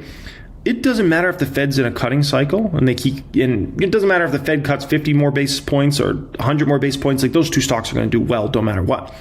If there's economic worries, those 2 stocks are going to be the type of stocks that people want to flood to. And if there's excitement around the economy, those stocks are also going to be stocks that people want to flood to over the next 1 to 2 years. So I think those 2 stocks I spoke about in that video, phenomenal setups for the next 1 to 2 years. And that, I'll be buying every share in sight of those stocks. Stocks like these 3 are also, in my opinion, a great play. ELF, Wynn Resorts, Celsius. Why stocks like ELF and Celsius? Well, think about this for a moment. Those stocks are more small cap-ish. You might not put them directly in a small cap, but Celsius and ELF, they're such small market caps in the nowadays stock market. In today's stock market, seems like almost every other stock's $50 billion plus market cap. And we got companies that are now $1 trillion, multi-trillion dollars. So companies like ELF and Celsius are like smalls, right? But you got to understand, ELF and Celsius are what? They're super high growth companies. So you got to understand, people always want to be in super high growth companies. Regardless of what's going on out there, if you've got the big growth rates, people want to be in those stocks. And ELF and Celsius are going to have the huge growth rates this year. Or I should say next year, technically. My brain's already on 2026. But in 2026, ELF and Celsius are going to have massive growth rates. And I've spoke about that many times on the channel. You can go back and watch previous videos on why those companies are going to have such insane growth rates. But it doesn't matter what market you are in. If a company really has great growth, people want to be in it. People don't want to be in growth stocks if the growth stock is going through a period where the revenue's flatlining or going down. So for instance, all the growth stocks in the tech category like Meta, Nvidia, those sort of stocks, right? Those sold off massively in 2022. But the reason those stocks sold off so heavily really has a lot more to do with those growth rates of those companies came to a grinding halt. Look at where Meta's revenue growth was at the end of 22 and the beginning of 23. It's hardly anything. Look at Nvidia. Numbers were embarrassing out of Nvidia at the end of 22 and into the beginning of 2023. Okay, and so those companies have the growth. People are going to want to continue to flock into those. Wynn Resorts sets up very well. Wynn Resorts, at the end of the day, they cater to what? Oh, by the way, one more point in regards to ELF and Celsius. This matters significantly. Everybody can afford their products. And they would be seen as needs-based products. Cosmetics, beauty-related products, they're seen as needs-based. Energy drinks company, they're seen as needs-based, okay? But Wynn Resorts, a couple factors here for Wynn Resorts that's really positive is interest rates are likely going lower, right? Interest rates go lower, that's good for a company like Wynn that has to take out a lot of debt to finance big projects, right? Additionally, when it comes to a company like Wynn Resorts, they have their big Middle East property they will be opening likely in 2027, okay? That's going to be a huge opportunity. We just don't know how huge of an opportunity this is, but this is probably the biggest opportunity for a company opening a resort anywhere in the world since Marina Bay Sands opened around 15 years ago in Singapore. That was a game changer for Las Vegas Sands, and you could look at Marina Bay Sands numbers in Singapore even nowadays. It's unbelievable how much money that property makes at Las Vegas Sands. This is a sort of opportunity Wynn Resorts has with their property they're going to be opening in the Middle East. I mean, the amount of high net worth individuals in Dubai and Saudi Arabia and that whole region is unbelievable. Plus, you're going to get a lot of high net worth individuals from Europe to go over to that property as well. And the Wynn brand is just so phenomenal there. So just get ready. Just get ready for a pretty exciting time for Wynn Resorts, and you could start to have a lot of hype and excitement coming to Wynn Resorts in 26, being that you get closer and closer to that property opening in 2027. Okay. Now, what about a hedge I considered today, and then I decided against it? And let's talk about hedges in general in case this market, let's call it goes left a little bit. Okay. Here's a deal. There's a stock I was thinking about hedging against today. You know what it is? It's this one. Tesla. Tesla, I consider this one. We know the fundamentals with Tesla are very bad. That's not an opinion. That's a fact, right? Look at their auto sales. Look at how much their energy business growth rates have collapsed. Look at their auto sales around the world. You can look at them basically in every market. It's bad, right? The only thing positive around Tesla, and it's in a hype cycle right now, is people are excited about maybe robots someday, right? And that might be a big thing. Robotaxi. We've seen a lot of things that were supposed to be big for Tesla not being big, right? There's a long list of them. Cybertruck's is one of them. Like everybody and their grandma was supposed to buy a Cybertruck, and then the sales numbers of Cybertruck are just embarrassing, just to be quite frank, right? So, Dojo was supposed to be this. Like, there's a long list of things I go through that were supposed to be the big things for Tesla, and they never ended up being. So maybe robots are the big thing, but that's like a 2030s thing. Maybe robotaxi is going to be a big thing for Tesla, but in terms of that being meaningful to Tesla's business, if it is ever, that's still several years away in terms of meaningful to the revenues and the profits. So there's really, Tesla has nothing going for it in the short term when it comes to their business model. Positive, nothing. But the stocks ran huge because of the hope and excitement of something down the road, and obviously the excitement of the stock market in general. So I considered March 20th, 2026 puts, right? Here's the deal. I looked at 430 strikes, had to pay 65 for them. That's insanely expensive. That means my break even is 365. I need Tesla to go down 365 to break even by March 20th. And keep in mind, if you're buying puts like that, you're really trying to double up your money. So which means I wouldn't really need Tesla to go like 300 or below by March 20th to double up my money. Might happen, but still, like, I'm just not willing to take that sort of risk. It's so expensive. I mean, if those were $35, I feel very different. $25, you got me. I would have bought them today. 65? Come on, man. That's insane. So, I definitely decided to not go with those. And so, no hedge there. I've considered maybe, and by the way, and also in regards to Tesla, like the pump might not be over. Like I've been testing the waters on X, trying to see how strong kind of the retail community is. They seem still really, really strong there. So, there might be some more pump activity that happens in Tesla short term. So I might come in and slay that dragon eventually, but not right now. Not right now, right? Now, another thing I was thinking is SQQQ. SQQQ is basically a 3x leverage against the NASDAQ. Why was I thinking about this? Well, if you look at the public account, I'm extremely invested heavily into companies like Meta, AMD, Palantir. I've taken so many profits in that, but it's still a big position for me. Google and many other stocks, a lot of NASDAQ stocks. Now, the whole portfolio is very well diversified, but still, you got to look at a lot of big positions in there. They're NASDAQ type stocks. And so I thought, if that NASDAQ turns the other way, like SQQQ would save me a lot of face there on a 3x leverage on the other side, right? But we'll see. We'll see in regards to that. Nothing I want to do right at this moment. I kind of want to see how this market shakes out here. And I do naturally have a little bit of a hedge in the market right now. I have a good amount of cash around. I have $97,000 worth of cash in the public account. I have other cash around. So if this market goes south in the next, few months here, I do have cash ready to go just in case it does. Okay, so that's kind of a natural hedge I have on. Okay, now with all that being said, we got a drama show upcoming here in the market. Stay focused on long term, folks. Stay focused on long term. Remember, you're building a portfolio for the next 5 to 10 years, not the next 5 to 10 days, not the next 5 to 10 weeks, not the next 5 to 10 months. You're building a portfolio that's going to be a great beast portfolio for the next 5 to 10 years, right?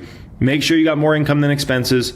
Make sure you know what you're doing in the market, income statements, balance sheets, cash flows. You can focus on what you can control. You cannot control whether the stock market goes up or down 10% over the next 3 months.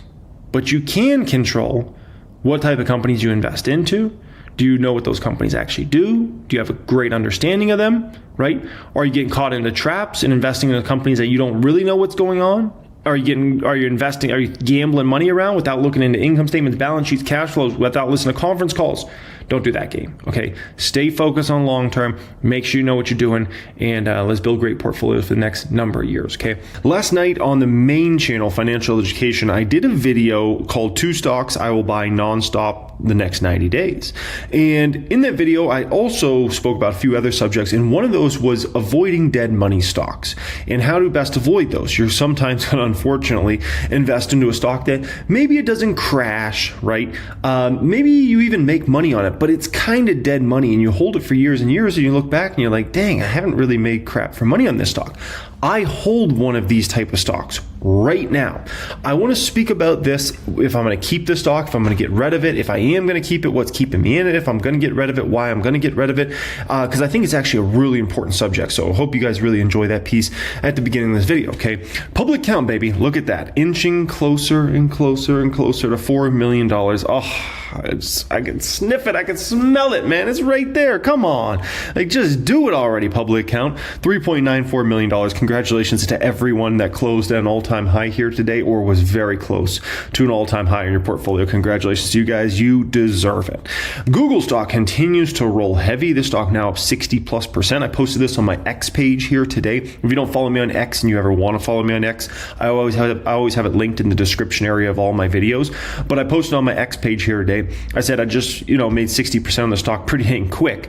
I believe this stock goes to about 275, and then we have a pretty good period of time where the stock just kind of chills out. So that's what I think is kind of going on with Google right now. It's 251. There is a stock that is a constant buy right now, including today, and I'm going to speak about that stock in this video here today. I haven't spoke about it in a little bit here, and the stock is just an absolute constant buy. It was down here today, and I just looked at the stock and I'm like, such a great buy right now. Okay, after we get done going through that stuff, I got 3 little clips I want to react to in this video here today. First one up here, Cam Dawson on the equity market and her views on where this market's headed from here. Then I'm looking forward to this one. The economy and market are strong, but seeing signs of slowing. I think this was an important one to react to, because I think it's debatable if the economy's strong. So looking forward to reacting to that one. And then Tom Leewin on CNBC yesterday, I want to react to his clip here on where he believes the market's headed from here and all that good stuff. By the way, I appreciate everybody joining me. As always, one thing only I need from you guys. Could you please just hit the like button? Everybody that's already done it before, I had to ask you, thank you for that. And everybody that hasn't already hit the like button, please just hit that like button for me. That's all I need from you guys. If you want to be subscribed here to the channel, you can certainly subscribe. It is free to do so. That will help you see more of my videos in the future. And I think we're at 108,000 subscribers now on the channel. So that will be down there. Okay. Alrighty, guys. So let's talk about this stock that is dead money for me. What stock is it? It is PayPal. PYPL. I've made a whopping 11% on this stock, $13,000, right? Now, if this was a relatively new investment, great. That's a great start, right? But the fact is, I started buying the stock, we can say 2 years and 4 months ago in the public count, right? So almost 2.5 years ago, started the position. And I don't have a lot to show for it, just to be quite frank, right? I mean, think about the stock market itself is up dramatically more than 11% since that time, right? And that doesn't matter if you look at the S&P 500, if you look at the Qs, heck, even the Russell 2000 is likely up way more than that. So the Dow Jones Industrial Average, doesn't matter what index you look at, it's up way more than that. You can even look at inflation. If you factor in how much inflation's gone up roughly the past 2.5 years, you can say this is arguably lost to inflation, right? So PayPal has just been a dead money stock. It's exactly what we spoke about last night in the video, right? So what's going on here? Why is this stock dead money? Do I need to get rid of this stock? Well, here's the deal, okay? This was PayPal's latest quarterly report. PayPal described it as strong. PayPal had a strong second quarter, right? So what does a strong second quarter mean for revenue? Net revenues increased 5%. 5% is not bad, but it's also not great, and it's not the sort of numbers that you get everybody excited about to go buy that stock, right? Like 5%, people are like, that's kind of sleepy. And you got to keep in mind, PayPal used to be a company that would grow kind of similar to like a Google, a Meta, and Amazon, companies like that, right? Well, the thing is, Google, Amazon, Meta, companies like that, you know how fast they're growing revenue? Double-digit clip. PayPal just grew revenue 5 whopping %. Now, to make matters even worse, you would say PayPal's what? A fintech company. Well, what are some other fintech companies out there that are very, very popular? Well, I can tell you some. Coinbase, Robinhood, SoFi. Look at those companies' growth rates. And you'll see why no one wants to buy PayPal, because they're like, why would I want to buy PayPal with 5% revenue growth when I could go over to SoFi and get what, 40% plus revenue growth? Look at the Hood's growth rates. Look at Coinbase, those sorts of companies. So people are like, why do I want to own PayPal once again? Like 5% revenue growth and these other companies growing like this. And you got to understand, a lot of people are growth investors, growth traders, right? And so they look at a PayPal and like, put me to sleep, 5% revenue growth. And so this is helping kind of lead PayPal to just be a dead money stock, right? Now, additionally, if you look at PayPal and Venmo, they're having trouble really growing their user base. Active accounts grew from 429 million at the same time last year to 438 million. So they had about 9 million active accounts, which might seem like a pretty decent number. When you're on a base of 400 million plus active accounts, that's not much. It's only like roughly 2% growth year over year. I mean, that's just, a lot of people are going to look at that and like 2% growth. I mean, you got these other companies growing users, at double digit clips like it's nothing in the fintech space. And so PayPal growing 2%, people are like, that's almost stagnant, right? Now, to be fair to PayPal, right? Listen. PayPal is still innovating. This just came out yesterday. This is brand new news. PayPal, on the heels of PayPal World announcement, a global platform connecting the world's largest digital payment systems and wallets, PayPal today introduced PayPal Links, a new way to send and receive money through a personalized one-time payment link that can be shared in any conversation. So let's say, I don't know, you are somebody that details cars. Okay, you go to people's house, you detail their cars for them, right? Charge them whatever amount of money. Well, now with this, you could just send over this link. Maybe they contact you via Instagram, so you send over the link, through an Instagram DM. Maybe they text you to schedule the car detailing, so you could send it over that way, right? Real easy, real seamless.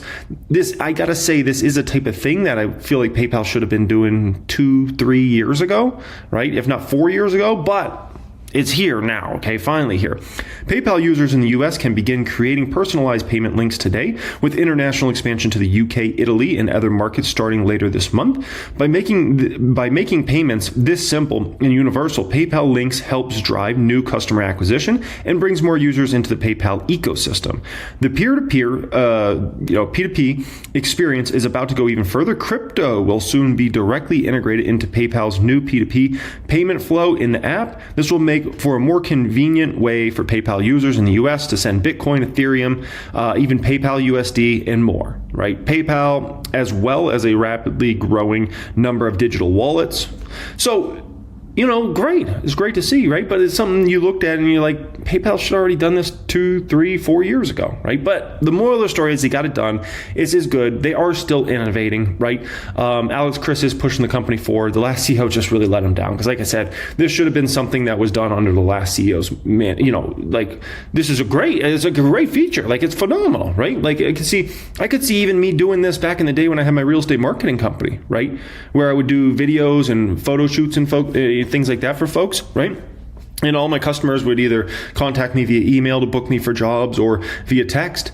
And it would have been great to just send them an easy link. Like, here's a link, boom, right PayPal. It's just frustrating that it's taken this long. Like, I'm like, this is something that should have been done years ago, just to be quite frank, right? But it is a good feature and it will help PayPal adoption. Now, here's the deal, okay? When it comes to me looking at PayPal stock, and I say this stock has been dead money for me for nearly 2.5 years, do I go ahead and cut loose the rest of the shares? Do I buy more of the stock? Do I just hold this stock? Those sorts of things. I've got to look at things like the forward P. I got to look at things like, what is the expected earnings per share growth, right? And do I think that's accurate? What do I think is a future revenue growth? Well, if we look here, PayPal trades at a forward P of 13. Now, once again, that's always an estimate, but that should roughly be in line, right? We can say somewhere between 12 and 14. So 13. Next year, expected earnings per share growth is expected to be, let's call it, very nice double-digit growth of 14 to 15%, somewhere in there. Next year, revenue growth is 6.5%. Here's the deal when it comes to if I'm going to cut this one loose or not. Listen, I can't cut this stock loose. I can't do it. It's at a forward P of 13 with double-digit earnings per share growth and mid-single-digit revenue growth. I just can't cut that one loose. Like, it's just too attractively valued. And even though it's been dead money for me, I can't cash it. I can't cash out, man. It's just, at the end of the day, like, the likely investment return for me over the next several years is too attractive. And so although it's annoying, and I'm like, I've held the stock for nearly 2.5 years and I've made hardly any money, it's annoying, but at the end of the day, like, I can't really cut a stock like this loose. Now, if the company's revenues were going down, that would be easy. I'd be able to say, you know what, the company's revenue is going down. This ship's, it's going down like the Titanic. It's time for me to get out. That'd be easy. But with, mid-single digit revenue growth, I can't really cut that loose, right? Now, additionally, when you look at this company, look at the operating income on a trailing 12-month basis. I mean, it's sky high. It's higher than it's ever been. So it's a company that can throw off operating income of $5 to $6 billion a year. The market cap of the whole company is a little over $60 billion. And they're throwing off $5 to $6 billion a year in operating income. Whew. Now, listen, with all that operating income stacked to the sky, you know what they can do? Massive share buybacks. When you do massive share buybacks, you end up skyrocketing your earnings per share because you're taking way more shares off the market, right? So, I mean, these are all things to factor in here that are very, very important to consider, right? Now, this is our earnings per share. We're looking at 1000xstocks.com, right? This is our earnings per share. This is where we're at right now on a trailing 12-month basis. This is where we're expected to go. And I have no reason to disbelieve this when I look at what's going on with the operating income of this company, right? When I think about how many shares are going to be able to take off the market over the next few years, I have no doubts in my mind that earnings per share is going to skyrocket right up like that, if not even a little bit higher. So it's very difficult for me to cut a stock loose. It's likely going to have double-digit earnings per share growth per year for years to go in the future. That's trading at a forward P of 13. That's tough, man. That's really, really tough. So PayPal, one side of me wants to cut it loose because it's been dead money. The other side of me looks at the numbers, the math, and says, you can't cut that loose. Come on, man. What are we doing here? Okay. Alrighty, let's talk about another stock that is a constant buy. It was down here today about 3%, but this stock's just a constant buy. This is a stock is a buy yesterday, it's a buy today, it's a buy next week, it's a buy next month, it's a buy next year. This is one I just got to continue to load shares up of. And you know what stock that is? I love this stock. I absolutely love this stock. And I have $175,000 invested in the public account. I want to have even more. And I have a bunch invested in other portfolios as well. And you know what stock that is? It's so beautiful. It's a Cheesecake Factory. It's cake. So this is where the company's earnings per share was on a trailing 12-month basis. This is where it's headed. And this is where it's likely headed, okay? Cheesecake Factory is in a great cycle right now of earnings per share growth, margin growth, revenue growth, everything across the board for this company, overall company growth, right? This is the operating cash flow of the company on a trailing 12-month basis. Very impressive. This is operating income of Cheesecake Factory on a trailing 12-month basis. Very, very impressive, right? And we know a lot of their growth is not really coming from the Cheesecake Factory side of the business. It's really coming from North Italia, Flower Child, and some of the other FRC concepts, okay?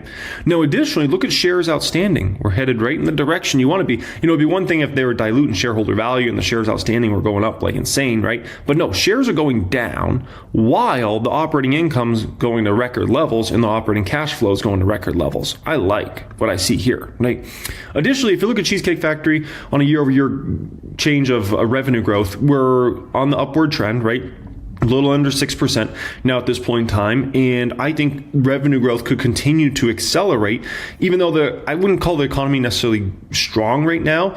I think there's a high probability the revenue growth continues to move upward. And a lot of that really is on the back of, when I say upward, I'm talking about 2026, 2027, 2028. And really a lot of that's going to be upon Flower Child growth and North Italia growth, right? Which is going to be very, very strong. Now with the labor market kind of weakening a little bit, you could say, well, that might hurt Cheesecake revenues a little bit in the short term. That's a potential. That's always a potential, right? If we have a little weaker economy, that's totally potential. Now keep in mind the economy could go the other way as well. But the one kind of good thing, if the labor market continues to lighten up here and weaken, is Cheesecake will be able to, remember, they need to build a massive quantity of Flower Childs in North Italias over the next number of years. And what happens? You use a lot of labor when it comes to that. If the labor market's not as strong, you can get much better workers to work in your restaurants, right? And to open your restaurants, to do all the construction work that needs to be done and all those sorts of things. So these are all things to kind of factor in here when it comes to Cheesecake Factory. So you can say, well, one might be a negative, but then it turns into a positive, right? So the moral of the story is here, cake's a buy every single day, every single week, every single year, basically for quite a while, until their growth story is not there anymore. But when is their growth story not there anymore? 2040, maybe 2050, like, and then we'll be talking about the stock doesn't have any growth. But for the longest time, they're going to have so much expansion opportunity for North Italian flower child. It's ridiculous, man, absolutely ridiculous. Okay, alrighty, guys. Before we get into the reaction videos here, my private stock group will be the pinned comment link down there here today. If you want my entire library of premium courses like Become a Master Stock Market, Millionaire Playbook, Stock Options Mastery, Dividend Investing Mastery, Financial Statements Mastery. If you want access to my private Discord chat, if you want access to 1000xstocks.com, exclusive weekly videos, ability to see all the stocks I'm buying and selling, my nearly $4 million Fidelity account, right? All that good stuff will be basically the pinned comment down there. You can apply to join us in there. And also I wanted to answer a couple kind of questions here, right? This individual yesterday said, I'm going to book a call tomorrow to join your private stock group. That's awesome, right? Somebody said it's $1,100 a month. It's just not true at all. Like $1,100 a month, that would be like $13,200 a year to join a private group. No. Like even if you got a lifetime membership to my private stock group, right? It's still not even remotely close to $13,000. And that would be for a lifetime membership to my private group and 1000xstocks.com and the Discord chat and all my courses. No, it's not even in the same ballpark as $13,000. Okay. So like stuff like that, I see that sometimes and I'm just like, where does that come from? $1,100 a month is not $1,100 a month. So that's just, ridiculous. Another person asked a question about my private group. Have a question about joining your private group. Can we do or take a look at people's portfolios and give feedback? We have a portfolios tab so people can give feedback on your portfolios. I don't personally do it. As far as like, looking over your portfolio and things like that, like you need a financial advisor or somebody to do something like that. But, I teach you everything I got up here. Oh man, I keep minimizing the same thing. I teach you everything that I got up here in my head about running portfolios on a high level, right? So, my goal is to teach you everything you need to know so you don't even need to question whether your portfolio is good or whether your portfolio is diversified. Like when you go through those course curriculums, that's going to teach you. So like you could ask for a second opinion on it, right? And ask private stock group members, what their opinions are. Because obviously we're loaded with just a ridiculous amount of 6-figure, 7-figure, and 8-figure investors in there. But at the same time, like my goal is to teach you so much that you don't even second guess yourself. You're confident that your portfolio is well built for the next 5, 10, 15 years. Okay. Alrighty, let's react to some videos. Etheridge, Trivariate's Adam Parker still with us at this hour. Cameron, let's start with you because we were just talking about whether the economy is slowing down. If it is doing so, is that consistent with where you see valuations in the equity markets right now? And when you join us in there, we'll send you your Steel membership cards to 1000X and to the private stock group. Certainly not. We don't think that the equity market is signaling any concern about a more meaningful slowdown in growth because, as you said, equity valuations are at 22.3 times forward. You also have earnings estimates that continue to go up. You've added about $7 a share to 2026 earnings estimates.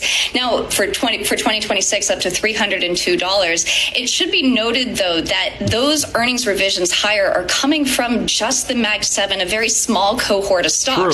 You actually are still cutting equal weight estimates. So to Adam's earlier point, the market is not the economy, but because earnings estimates continue to move higher, you're in an environment where stocks can continue to press higher.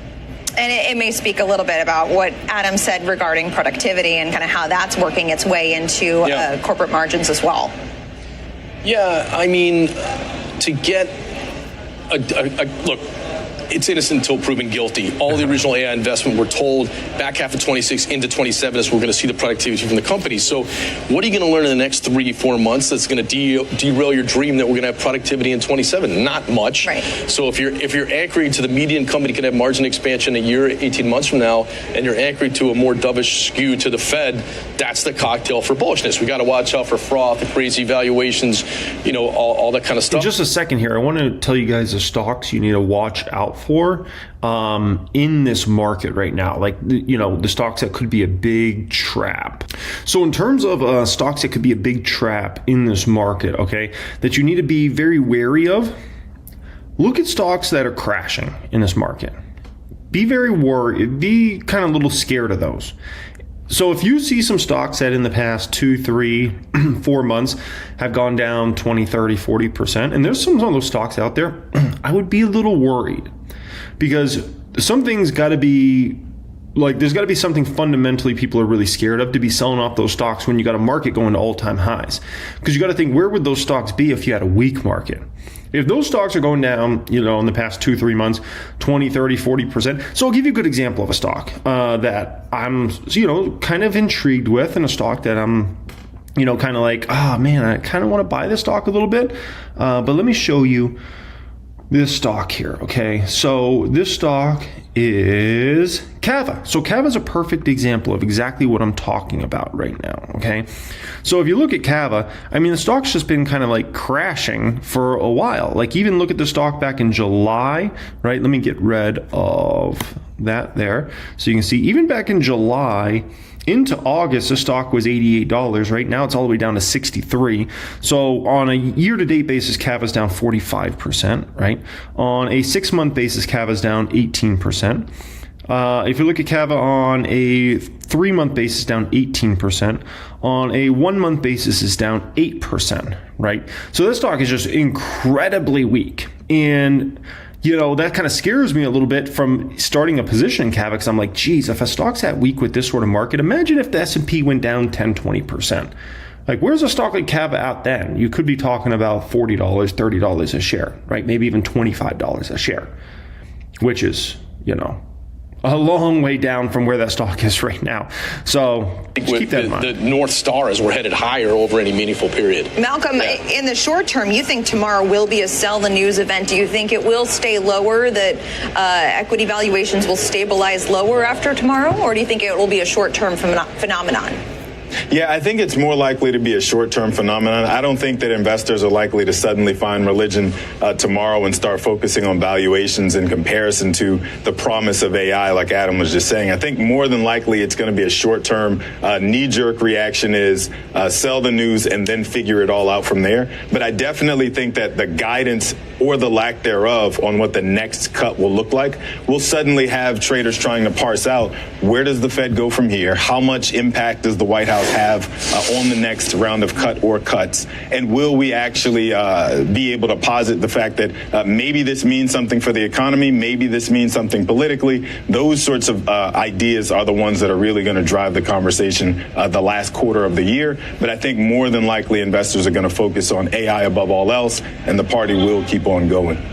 Yeah, and that lack of clarity speaks to what we were just discussing with Steve Leisman regarding, whether there will be an inclination to give forward guidance if there's not consensus within the Fed. Cameron, given the equity valuations and where they are, how fragile, how sensitive do you think the markets are to any kind of a negative shock at this point? The biggest saving grace for markets right now is that institutional investors, based on the Deutsche Bank consolidated equity positioning as well as Goldman Sachs index, that these investors are still relatively neutral and even slightly underweight positioning. That still means that you have this potential for a positioning chase higher. But as we move through the fourth quarter, we think that the higher that this market moves, the more fragile it is to incoming data that potentially challenges this very optimistic view about growth. So when you are priced for perfection, you do need perfection. And if we were to say rally to 7,000 by the end of the year, which is some price targets that exist, that you would be trading at 23 and a half times forward earnings. And that's an extraordinarily fulsome valuation. So it probably is more of a 2026 issue than it is necessarily something that investors will consider for 2025, simply because that positioning is still light to neutral. Yeah, the tough thing about the market right now, you look at, when we talk about 23 forward PE on the market, right? Definitely high based upon historical standards. Like, a lot of times you expect forward P to be 17-ish, somewhere in there. Now, sometimes it can be lower than 17, sometimes higher, but 17-ish, let's just call it forward P, kind of normal for the stock market. The issue is the biggest stocks that matter the most to the stock market, right, in terms of weighting, those companies are growing revenue at strong double-digit clips for the most part. Like, you look at the very most important stocks in the market, they're companies like NVIDIA, companies like Meta, companies like Google. Like, you can go down the whole list of them, right? Like, look at those companies' revenue growth last quarter. Amazon, they're all growing double digits, and some extremely strong double digits. So that's what makes it a weird, different market than anything we've ever had in the past. Because in past markets, the top of the market was companies like ExxonMobil, Chevron, Johnson & Johnson, Procter & Gamble, the financials, the big banks, right? Listen, those companies were always known as like safe, stable business models, but sleepy, right? Coca-Cola, Pepsi, these companies used to dominate the stock market in terms of that top part of the stock market. But those companies you always thought about as kind of growing revenues between about a 3 and 8% clip a year, right? Now the stock market's dominated by the biggest tech companies in the world, like Nvidia, Meta, the whole list that we just went down, Amazon, Google, blah, blah, blah, right? Microsoft. These companies are growing revenues year in and year out at double-digit clips. That's just not normal. That's not something you were ever used to in the stock market. It used to be the biggest companies in the world were sleepy, boring, 5% revenue growers, like a PayPal, right? And now it's just not. And so that messes up the forward P, because we look at the forward P and like, wow, it's higher than it usually is. We can make a very strong argument that it should be, considering the top of the market now is a bunch of double-digit growers. And back in the day, it was a bunch of sleepy stocks. So something to factor in there. Day with the stock market at record highs, the 10-year yield back down to 4%, gold up 40%. Before we get into this one, let me just state my opinion on the economy. I think the economy is just a very meh economy right now. I don't think the economy is great right now. I also don't think it's a disaster zone right now. I think it's very meh. And I think this economy could go either way in 26. I think we could either talk about a strengthening economy in 26. I think we could also talk about an economy that gets worse in 26. So that's kind of my view on the economy. So whenever somebody says, oh, the economy is so booming right now, I'm like, I don't think it's booming. Like, just based upon kind of what I look at for the overall economy, right? Once again, take us out of Nvidia, Meta, those companies at the very strongest. Like, I'm looking at a lot of mom and pop businesses, right? Small business. I'm looking at consumer sentiment. I'm looking at the real jobs picture, and it feels very meh. You know, not great, not a disaster, very meh. And so that's kind of my view on the overall economy right now, which the economy is not always the stock market, right? Here, how do you view the risk reward into the Fed? I think what's really interesting is how the shift in focus from the market has been on inflation and what the Fed's going to do, to now a weakening labor market and a slowing economy and what the Fed is going to do. The bond market is telling us the Fed is certainly going to cut. We've seen yields come in a lot in the last few weeks. And yet the equity market continues to hit new highs, saying we don't need to cut. Everything's running along smoothly. So it's a little bit confusing, the signals we're getting from the market. But I think the reason the equity market continues to run is because the expectation is the Fed is cutting not because we're in trouble or because we see a recession. So they're viewing that as a positive signal from that Fed. But Neuberger Berman's expectation is right in line with the markets of a 25 basis point cut tomorrow. Do you see the market continuing to rally? A lot of people see this as a buy the rumor, sell the news. There's a risk that he's not quite as dovish as the market is expecting.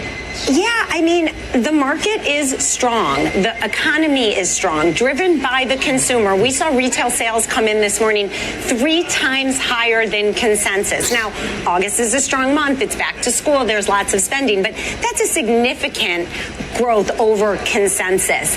And the earnings came in. Expectations were a little bit under 5%. They came in 12%. Companies are strong. Lowering rates is only going to strengthen them because the burden of the interest expense will be lower. And lastly, there's this capex spend that's been announced by the Mag 7. $500 billion expected over the next 2 years. We don't know, those companies don't know what the technology of the moment is going to be in 12 or 24 or 36 months, but they are committed to not falling behind. So I think that capex spend is a little bit of a stimulus in the market, certainly for tech stocks in the Mag 7, which we've seen come up 50% since the lows in April. So the economy seems strong. The market is certainly strong, but we are seeing signs of slowing, not concerning. We're seeing signs of a weakening labor market, which is really what I think the Fed is telling us. The most recent JOLTS numbers suggest that there are more people looking for jobs than there are jobs available. available. The labor market's weakening on supply and demand side. I mean, companies are not firing, but they're not hiring. Our jobs added is significantly lower than it was 12 months ago. So when you look at the unemployment number, 4.6%, in terms of a historical context, that's still a very low number.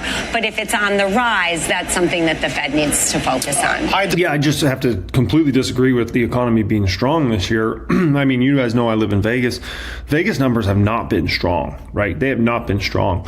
And if we take a peek here, I want to take a peek at all these companies that you would usually look at, and if you felt like you had a really strong economy, like how are these sorts of companies doing, right?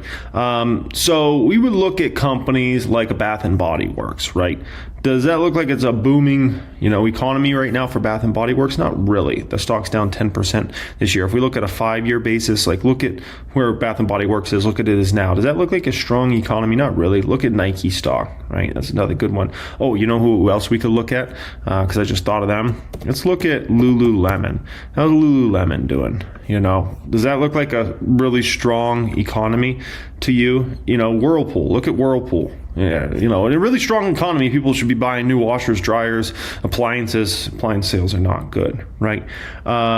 We could even look at LVMH, Louis Vuitton. Does that look like a really strong economy to you?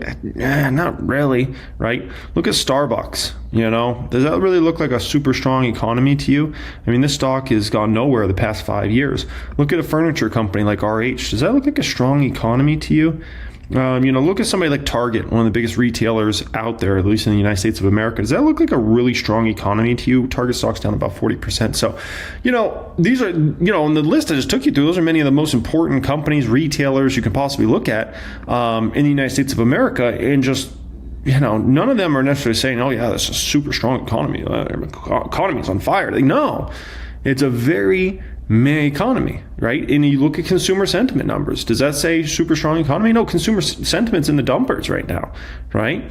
If you want to look at small business optimism, look at all this different stuff, and it's going to show you, no, we don't have a strong economy right now. We need to just quit saying that. We got a strong stock market because the top of the stock market. But then you go to a lot of those companies beneath that, a lot of those companies under $100 billion market cap, and you see, there's a lot of weakness, deep weakness, like stocks down 30, 40, 50% the past 5 years, right? OM is definitely beating the S&P for the quarter to date. Would you stick with that, assuming we get at least a rate cut tomorrow? I think we're going to get a rate cut tomorrow. And I think, look, we believe in broad-based diversification within your portfolio. But the S&P is driven right now and has been for 2.5 years by this bundle of 7 securities. And we just don't see that falling away. So we're mindful of the valuations. We're mindful of the unintended consequence that a 70% cumulative market has given us over the last 2.5 years. It's great because the market's up 70%, but client portfolios, as we've discussed before, have unintended risk through overexposure. So there's also some uncertainties that we don't know about. We've been talking about the trade talks with China. Secretary Bessent was on this morning talking about that. There's a lot of geopolitical risks. Tariffs are at 10%, but once these pauses end, they're going to go up to around 18% now. No one knows when the pause is going to end. Or if they're legal. I mean, just a few tidbits to sort out here. Right. But there are some uncertainties. So we think the market's going to continue to rise, but we are cognizant of the risks. So we are neutral in our allocation, an overweight to small caps, which we've been talking about, which is disappointed up until August. But in August, the Russell 2000 beat the S&P by 3 times for the month. I think you could make a much stronger argument that the economy is actually weak rather than strong. My feeling, I feel like we're in a meh economy. I feel like it's not necessarily weak. I feel like it's not strong. I feel like it's meh. But I think if I had to make a case about the economy strong or weak, I think I can make a way more compelling case that the economy in 2025 is weak. Very weak. I could make a much stronger case you could even look at, you want to know another company? I'll tell you another company that sales have literally been in free fall, right? You know what company that is? And they're supposed to be growing like insane. You know what company that is? Tesla, look no different than Tesla. Like, if we're in a super strong economy, why has Tesla sales been so trash the past year? I think it's a fair question. Now, so you might say, well, Elon, and everything he's posted over the past couple of years on X, and that's made his customer base extremely mad, and so no one's buying Teslas anymore. Like, you could make that argument, right? But the moral of the story is, like, you look at all the price cuts they've done, and they were supposed to have this insane growth. Elon Musk used to talk about, we're going to grow 50% a year, right? And their sales are literally going down. If it was a super strong economy or a strong economy, right? Should Tesla sales be going down? Shouldn't they be going up significantly, right? So these are all fair questions, right? So once again, I think you can make a stronger argument that the economy is weak rather than strong, but I feel like it's meh. Tom Lee. Oh, a big anniversary day for Fundstrat. It is indeed. It's our 11th year since we started Fundstrat, which was September 15th, 2014. Blink of an eye. It's a blink of an eye, yes, because this is still mid-cycle for the bull market as well. All right, so since you said mid-cycle for the bull market, let's get right into the record highs that we are seeing. If it's mid-cycle, that kind of implies maybe third, fourth inning, maybe fifth at the latest. Is that how you see things for this rally? Yeah, I mean, I think some parts are later cycle, like part of the Mag 7 trade, but I do think AI still has many years to just propel earnings surprise and innovation and economic growth. So I don't think it's late, like it's too late. It's not too late to buy the Mag 7, but I think the next leg of this is really the Fed cutting, helps the ISM get back above 50, brings down mortgage rates, so it's a cyclical broadening trade. And then I think, financials I think are still important because I think that they're going to re-rate more like technology stocks. Goldman and JP Morgan are basically technology companies now. And as they embrace the blockchain, they're going to become more streamlined and less employee dependent, much more AI driven. So I think there's a lot to look forward to. Now, if that is the case. So I feel like as far as bull market goes, he mentions about we're still, mid innings in a bull market. Here's how I would frame it, okay? 2009 through 2019, we had a bull market. Now, we had some drama along the ways, right? 2018 was kind of a warm-up drama for what happened in 2020, right? 2020 broke the bull market. It was no longer a bull market, right? That crash. Then we started to get kind of more into a bull market again, and then we had the 2022 debacle, right? Which ended that bull market, which was a very short kind of bull market there and into a bear market. And then I feel like, since the fourth quarter of 2022, we've been in a bull market. But I feel like you can't just say, well, since 2009, we're in a bull market. No, there's been too many corrections, crashes, pullbacks that we've had since 2009 to say that whole time was a bull market, right? You got to categorize it as this time. Because otherwise, if we really want to play that game, we could say we've been in a bull market for the last 100 years. Look at where the stock market was 100 years ago. Look where it is today. Oh, the whole thing was a bull market. I mean, we could take it there if we want to take it there. Could we not? Of course we could. The whole thing's a bull market. It's always a bull market, right? Because the stock market just goes up over time. But you would never categorize it as that because you're like, well, we had the Great Depression and then a stock market crash, right? And we had this in the 40s and we had this in the 50s and we had this in the 60s, this in the 70s, right? You would never just say, oh, it's been a bull market for the last 100 years, even though I guess we could say that. But you're always going to have these break periods where you're going to get a pullback in the market, or you're going to get a mild to medium correction, or you're going to get a severe correction like what we had back in April, right? Or you're going to get a crash in the market, right? Which is, where you'll see the S&P 500 go down 25% plus. You'll see the NASDAQ go down 30% plus, right? And then you go into your next bullish cycle. So, yeah, I wouldn't just chalk it all up as a big bull market because then we say, okay, we had a 200-year bull market now. You mentioned that it's because of a possible rate move lower and a trajectory of lower interest rates. Just how critical will it be to this market to have those lower interest rates? And do you think that there is a post-Fed playbook for what those companies are going to be? Yes, I think it's really important for CEOs to be confident the Fed is cutting because we know the labor market has slowed, maybe even wobbling. And that's because businesses are cautious, and the ISM reflects it. It's been 31 months below 50. The Fed can actually re-inject confidence by saying we're back into an easing cycle. That helps businesses get confident and expand again.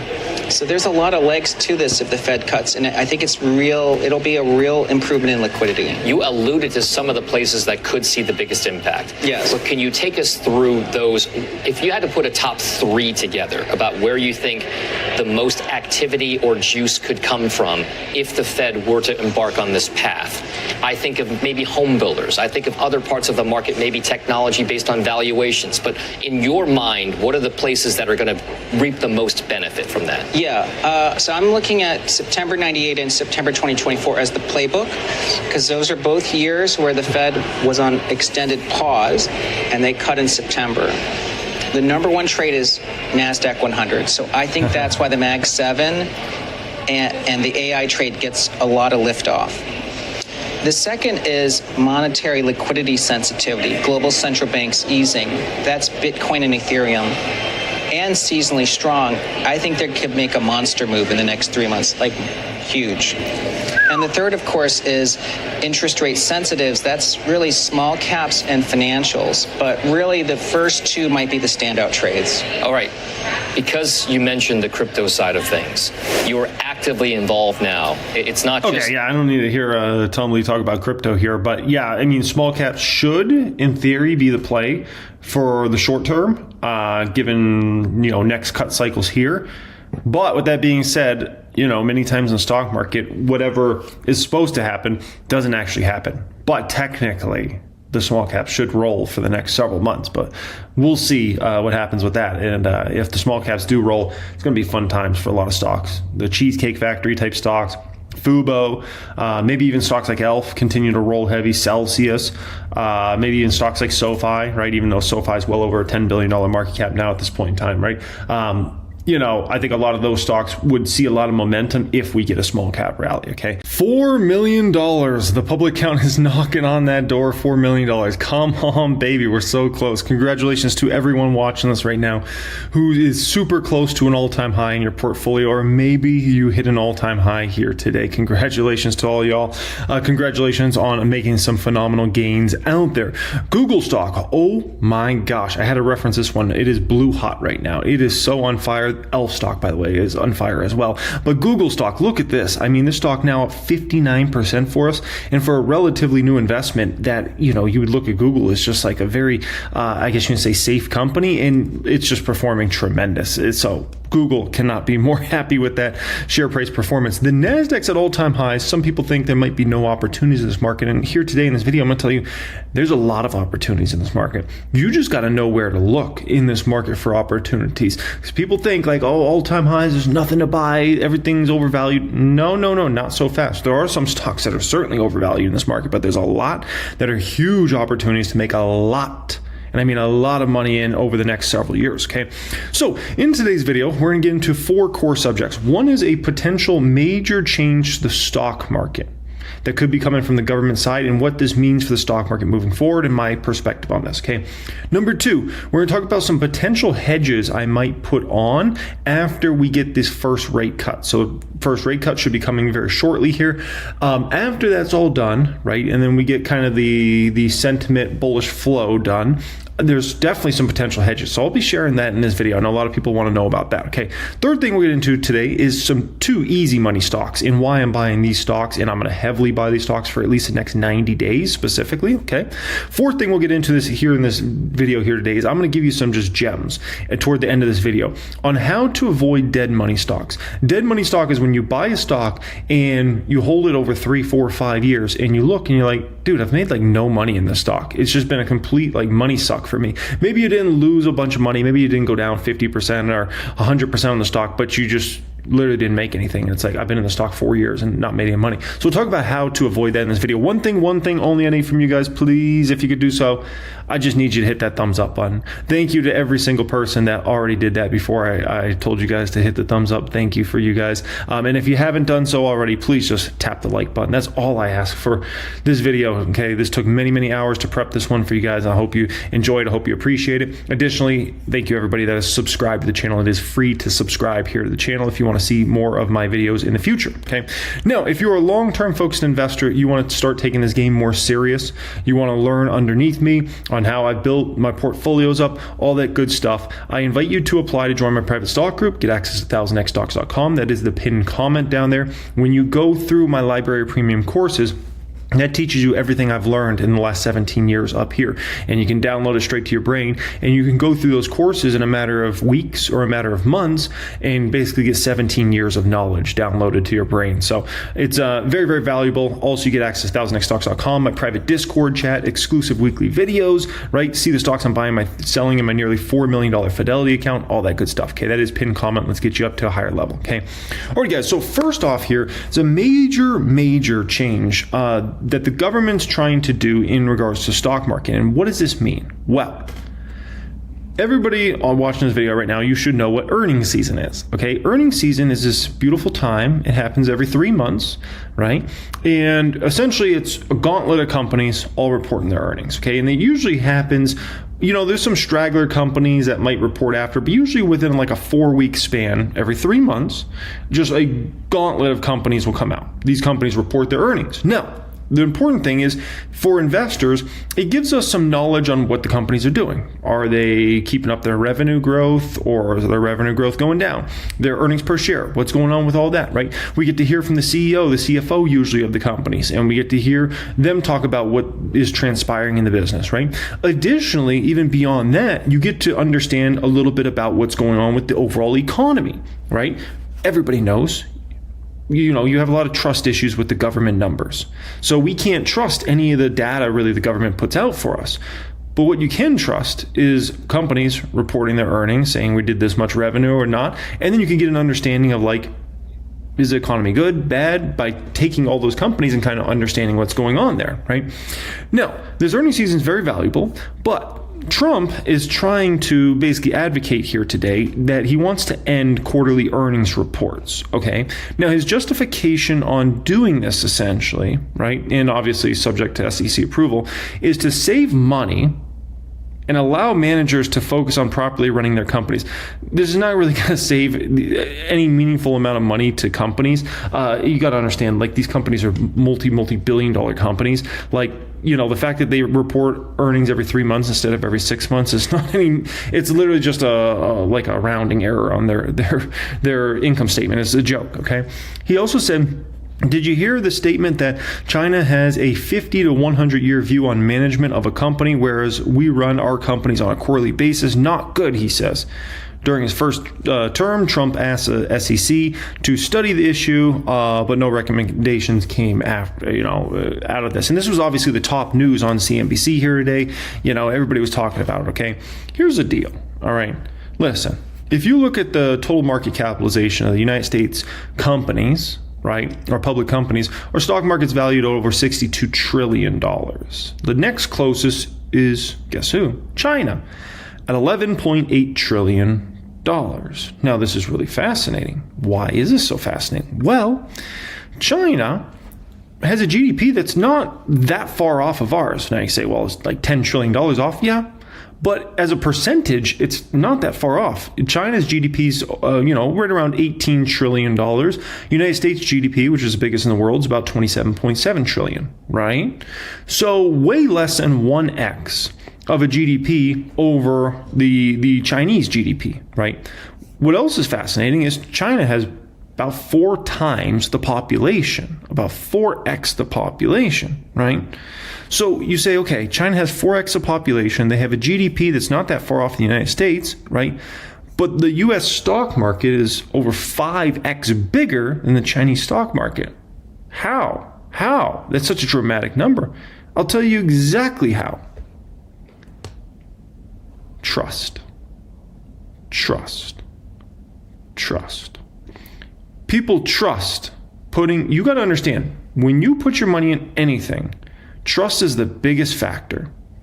It doesn't matter if you buy a house, a stock, a bond, wherever you put your money, in the bank, do you trust where you're putting that money? If you do not trust it, it's very hard for you to put your money in, isn't it? If there was a bank and you felt that the bank was about to go bankrupt, you're going to go set up an account with them? I don't think so. I don't think there's a soul watching this video right now that if you heard that bank over there is about to go bankrupt, that you would be like, oh, let me go set up an account over there. Why? Because you're like, I don't trust that. Like, I heard they might go under. Like, I don't trust them, right? When it comes to Chinese companies, people don't trust it. People don't trust the companies. They don't trust the way they report their numbers. They don't trust a lot of the data coming out of China, those sorts of things. With US companies, you get these reports every 3 months, right? They're audited reports. And so you can actually trust it. And it matters so significantly. And so it's great that the United States also has, many of the most successful, dominant companies in the world. We all know that. But trust matters so much when investing into something. You start to take away trust, and guess what you get? A lower stock market. When you get a lower stock market, that could actually lead to a lot of bad economic ramifications for a lot of various reasons. Because remember, a lot of people in the United States certainly have their net worth wrapped up in the stock market. So you lower the stock market a bunch, it's not a good situation, for a lot of people that have money in the stock market, right? So my message to Trump would be, listen, if it ain't broke, don't fix it. If it ain't broke, don't fix it. We got plenty of issues in the United States of America that are worth the attention and time. One of them is not, let's take companies from 3-month reporting and make it 6-month, because all that's going to do is produce, at the end of the day, companies don't need any help executing their business models. They're doing amazing. They're doing amazing. As far as thinking long term, that's up for each individual company to go ahead and execute that. You could make an argument that 6 months, like, what is that going to change everything? No, because they're still reporting on a short-term basis. So you can say, well, let's take it out to a year. Well, maybe companies should report their earnings every 5 years instead, every 10 years, right? Then we don't even know what's going on. And that's going to lead to a lot of panic in the market. You know how panicky the market can get all the time, right? The market starts getting fearful, but what happens is every 3 months, you get a gauntlet of earnings coming in. And that simmers everybody down because they realize, oh, the world isn't coming to an end. These companies got, this number, that number. Okay, things are pretty good. You take that away and you could get panic in the market when all of a sudden people start worrying about this, worrying about that, right? Oh, I don't know if that company's number is going to be good. Oh, boy. And then you got to wait 5 months to get the next economic numbers out of the company. Oh, my gosh. Brutal. So if it ain't broke, don't fix it, Trump. Don't mess with this, man. Like I said, there's plenty of problems to fix the United States of America, including the division in the United States of America. And, I think that could be addressed, but, something like this, no, don't mess with that, man. We got bigger fish to fry out there, okay? Alrighty, next up here, let's talk about some potential hedges I might put on after the rate cuts come. Then we'll get into some easy money stocks and how to avoid dead money stocks, okay? First one of these that is a potential hedge I could do after the rate cuts come and that bullish activity concludes is Coinbase. So Coinbase is actually interesting as a potential hedge. We know crypto's been hot since really the fourth quarter of 2022, right? We know Bitcoin's been on the move, all those sorts of things. We know there's a lot of excitement about the crypto space, for the last bit of time here. But there's a potential that after the rate cuts come, we could see a chilling of the market. And that's opposite of what a lot of people think. A lot of people think, okay, rate cuts come, bullish crypto, bullish everything, Bitcoin, everything like that. There's a potential it maybe goes the other way in regards to that shortly after you get those actual rate cuts, right? And additionally, you got to understand, we're in a very, we're in a great crypto market. I mean, Bitcoin, if you go back to the fourth quarter of 2022, where was Bitcoin then? I want to say Bitcoin was was Bitcoin like 20,000 or maybe even under 20,000 back in 2022? And you look at Bitcoin today and it's like, oh my gosh, what is it? 5x, 6x, somewhere around there? Maybe 7x. I can't remember exactly where the low was at for Bitcoin. So we've been in a massive expansion cycle. There's been a ton of money to be made with Bitcoin and Ethereum, right? And so, looking at a forward P of 40 right now, I wouldn't want to pay a forward P of 40 plus on a stock when you've already had the massive come up in regards to this asset class over the last few years. And so, I think this is something to consider here. It's very expensive for the stage in the cycle. Now, if Coinbase was at a 40 forward P and you were in down and out times for Bitcoin, if let's say this was 2022, right? Bitcoin's crashed, Ethereum's crashed, no one wants to buy crypto at that particular time, and it was trading at a forward P of 40, then you can make a very strong argument that's a huge buy. Why? because you're like, Bitcoin's going to come back, Ethereum's going to come back, crypto's going to come back. It's not dead forever. And you're willing to pay up for that. But when you've been in a massive expansion cycle and so fortunes of money for somebody like Coinbase to make the last few years, trading at those sorts of valuations is actually a little worrisome, okay? Next one up here are these potential hedges is good old Tesla Tesla. There's a potential I could put on a hedge against Tesla come, let's call it October, November, somewhere around there, December, right? You got to understand with Tesla, it's been in a massive hype cycle. And the hype cycle's around robots, the hype cycle's around robo-taxi, right? And even today, the Elon Musk news, Elon Musk bought $1 billion worth of shares, which by the way is literally nothing for him. I mean, you know what his net worth is? Buying $1 billion is not much, okay? But there's a lot of hype about all those sorts of things, right? His new pay package, $8.5 trillion market cap. There's crazy hype all over the place with Tesla, right? It's one of the most hyped times I've seen in regards to Tesla, right? Robots, if they ever become meaningful to Tesla's business model, that's not any time in this decade. You're looking at the 2030s for that, okay? And that's if that even plays out. Robo-taxi. In order for that to be meaningful to Tesla's business, you're looking at the 2030s also, right? 2026, they'll probably get in a few more cities and test a little bit more. 2027, a little bit more. 2028, 2029, maybe they get a nationwide launch throughout the United States of America and it starts scaling. But to be meaningful to Tesla's revenues, you're looking at the 2030s for that. 2030s, okay?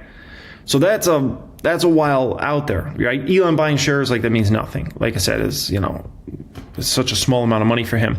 You got to understand when it comes to Tesla stock, it's a call or put option on the NASDAQ, basically, okay? And to illustrate this point, I pulled up a 5-year chart of Tesla and the QQQ. And what do we find, right? Tesla goes through these bullish runs along with the QQQ many times, right? And you look right here, NASDAQ peaks, Tesla peaks, and then we get that massive drawdown in 2022. NASDAQ got hit, if I recall, the NASDAQ got hit peak to trough here, like 37%, somewhere around there roughly. Tesla got hit, if I recall, peak to trough around 70 to 75%, okay? Then market comes back. Guess what comes back with the market? Tesla, right? Then we get that topping here toward the beginning of the year, and then we get the April crash, right? Tesla gets hammered, the Qs get hammered, Tesla gets hammered way harder, obviously, than the Qs, right? Then we get this comeback that we've had recently. So Tesla's just moving with the market, and it's a call or put option on the NASDAQ. And here's the thing, as long as the NASDAQ keeps rolling, Tesla rolls. As soon as the Qs can roll over, and by the way, there are time periods when Tesla can do bad even when the Qs are doing good, so that's why Tesla's kind of a little bit extra risky when it comes to that, right? But as soon as the NASDAQ turns, guess what's going to happen to Tesla? Down, down, down all the way to Chinatown, okay? So that's just a bottom line in regards to that. Another stock I'm considering potentially hedging, let's call it in the fall time, is the Hood, Robinhood. Now, here's the thing with Robinhood, right? Obviously the stock's been a beast the past year, up 429%. The turnaround in the financial statements is historic, right? What a turnaround in the income statement in the last few years. What a turnaround in the balance sheet. They've done amazing for themselves.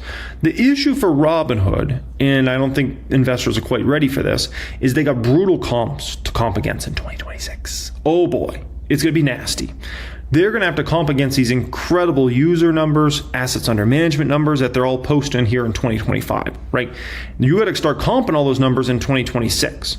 So the quarterly reports they're going to put out in 2026 are going to be, to show major growth is going to be difficult, very difficult for the Hood, in my opinion. You got to understand from the fourth quarter of 2024 through the third quarter of this year, 2025, we've had the return of the retail trader investor. Okay, the return of the retail trader investor basically is just saying, average Joe, mom and pop, right? Heck, I'm a retail investor technically, right? I've been doing it 17 years, but still I would be categorized as a retail investor because I don't invest other people's money. A professional is you get paid to invest other people's money, right? So even somebody like myself that's been in the game 17 years, I'm still an retail investor, okay?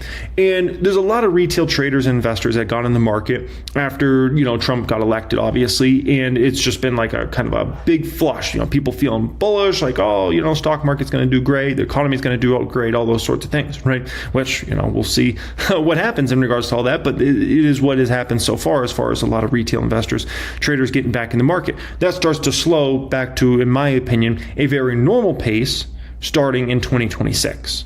So this huge momentum of just a massive influx of retail traders and investors, I think that really comes to a grinding halt in 26.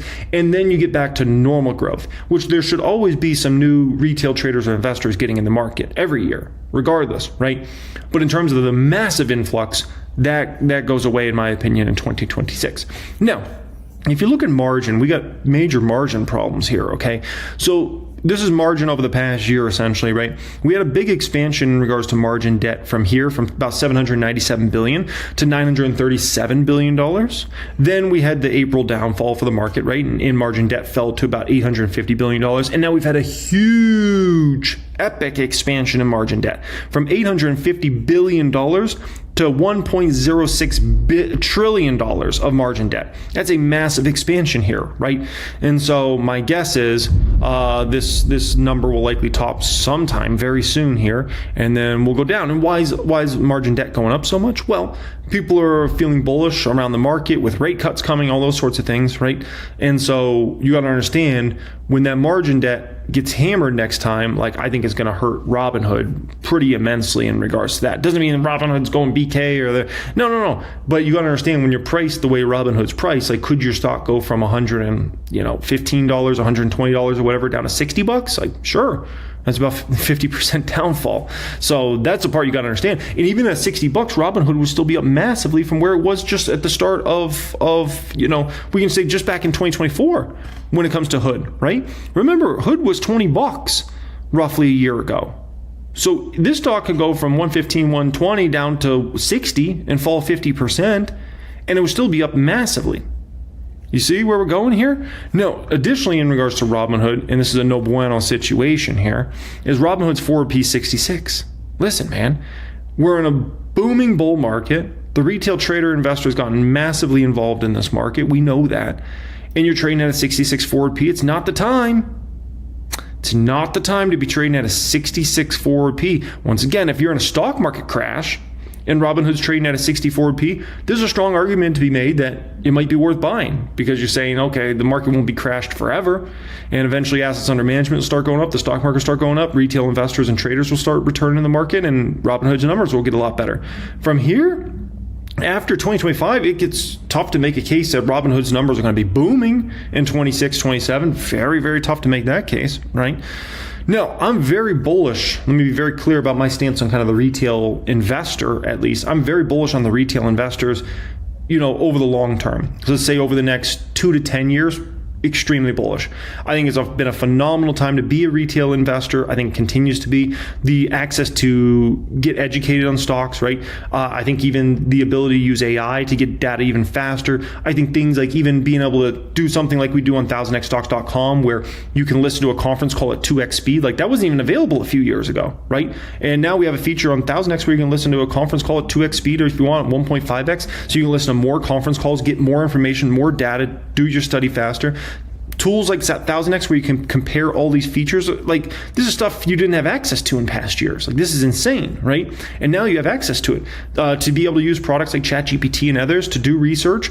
Even something like we launched recently in regards to our conference calls, which is AI, which was basically where AI will go ahead and pull out the most important chunks from that conference call and feed it to you. We do that on 1000x. Like, all that stuff is like insanely valuable. So, I'm not necessarily the most bullish on retail maybe the next 12 months, because I think there's a good chance we have a strong pull down, at some point in this next 12 months. And I think a lot of retail that maybe has gotten a little too confident in the market without putting in the work is going to come back to bite them big. But the people that will last are the people that are doing this game right, the ones that actually know how to understand income statements, balance sheets, cash flows, that think in a practical matter in regards to market, that know how to run valuations on companies, right? That understand forward Ps and 2-year forward Ps and what's a good price to pay for a stock versus a bad price. Those people will be just fine. They'll make it through. They'll buy the whole dip. Whether we have a small correction, medium correction, large correction, or a crash, it doesn't matter what happens. Those folks will be just fine, right? They'll buy the dip. They'll get incredible deals on incredible companies, and that will be fine. But The people that don't know what they're doing, they'll get flushed out of the market, and it'll end very badly for them. And they'll end up of just wasted money and time by, doing what they were doing essentially, which is not putting in the work, not understanding the stuff on a high level. And I could teach you it all. Like, you want to learn, you not want to learn. It's up to you, man. Make your own call out there, right? No, additionally, the consumer sentiment's bad. Like, this is the newest numbers here. U.S. consumer sentiment drops to the lowest point since May. Consumer sentiment continued to slide in September, falling to its lowest point since May as tariffs seep into product prices and Americans start to spend more cautiously. University of Michigan preliminary September sentiment index released Friday declined 4.8% to 55.4%. Consumers continue to note multiple vulnerabilities in the economy with rising risks to business conditions, labor market, and inflation. Likewise, consumers perceive risks to their pocketbooks as well. This is going to eventually affect the top of the market, right? Which has been untouched by all this so far. I think there's a decent probability that it starts to touch the top of the market in 26, right? Or maybe even at the end of this year, right? Once we kind of get through the whole bullish optimism around rate cuts. People got to understand rate cuts could be coming for the bad reason. What is the bad reason for rate cuts come for? It's that you got major problems with the economy. That could happen. I don't think people have factored that in yet. People are they're just in the kind of the optimistic mode in regards to rate cuts. And they're kind of like, woo, rate cuts, let's go, baby. Like, stocks at all-time highs, we're getting rate cuts, we're going higher and higher. And that might be true very initially, but just understand the Fed could be starting a rate cut cycle for the wrong reasons.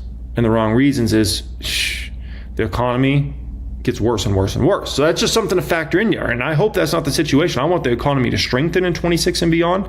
But, you have to acknowledge that it could go the other way here, right? And that's where if you're in the wrong companies and this economy goes like really, really south, ooh, boy, your portfolio is going to get absolutely sent to the slaughterhouse in that sort of situation, right? And, some companies won't come back from that. No, when it comes to consumer sentiment, you got to understand this, right? I posted this inside my private stock group, and I said, this is not a pro-Trump message. This is not an anti-Trump message. This is just being like having an observation, right? When Trump came into office the first time, consumer sentiment was in a pretty good place. It wasn't necessarily great, but it was pretty good.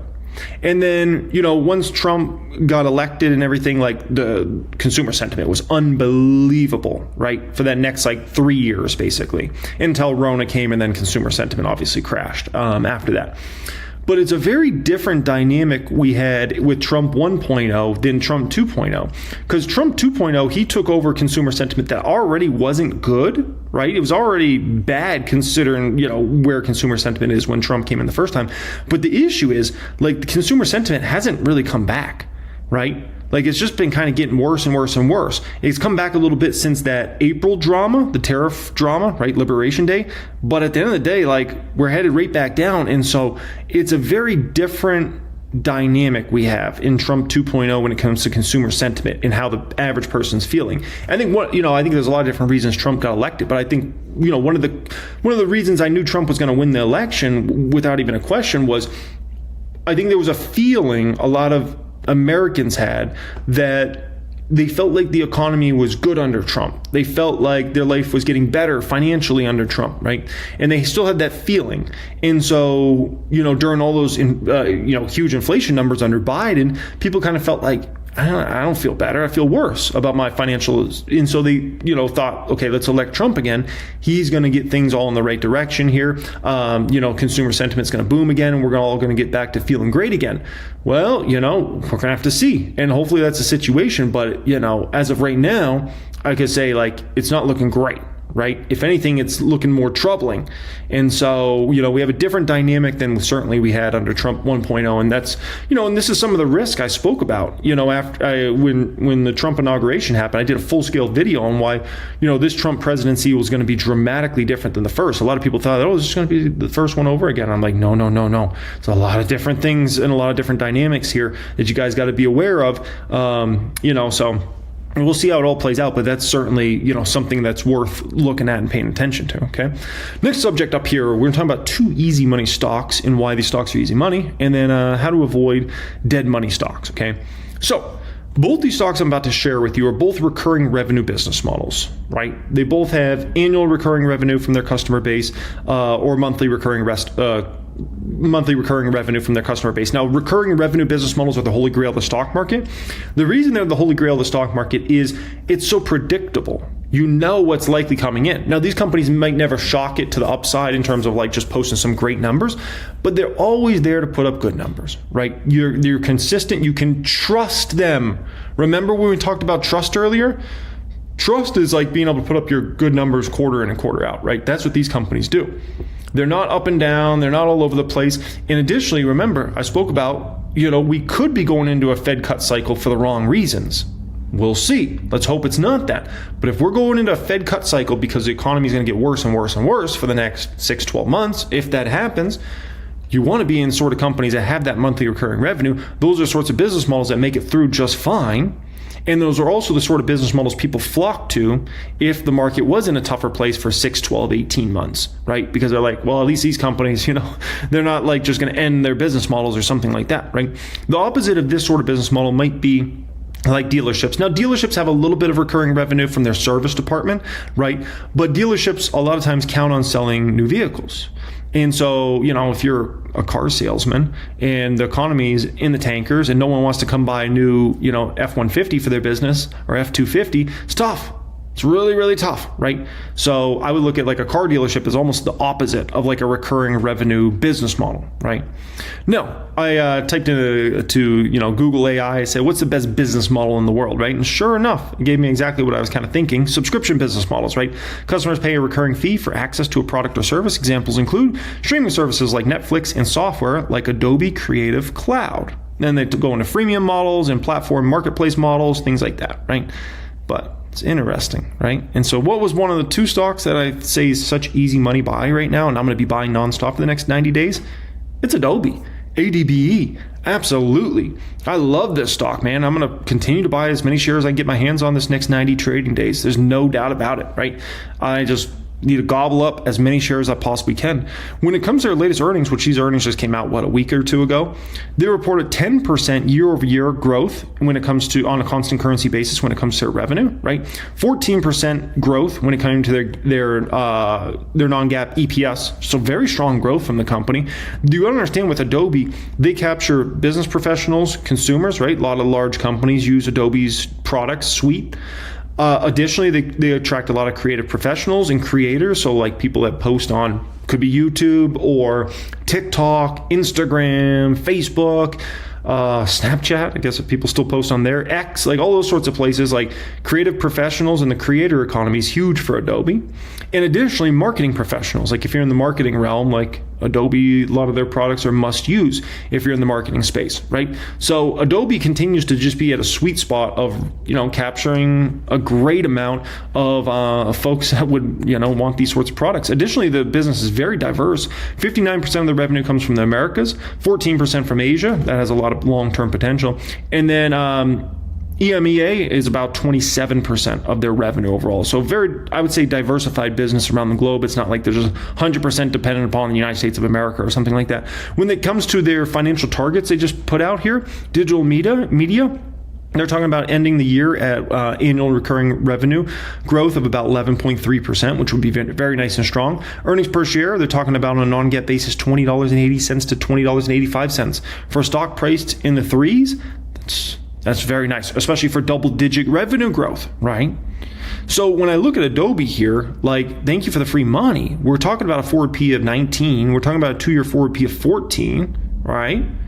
And if the market goes lower, like I'll get Adobe for even cheaper.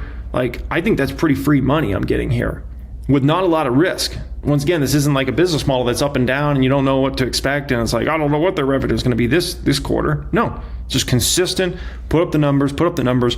As far as my bull case, base case for Adobe, I took revenue growth down to 10% for this bull case. I took net income growth per year down to 12% from 14%, right?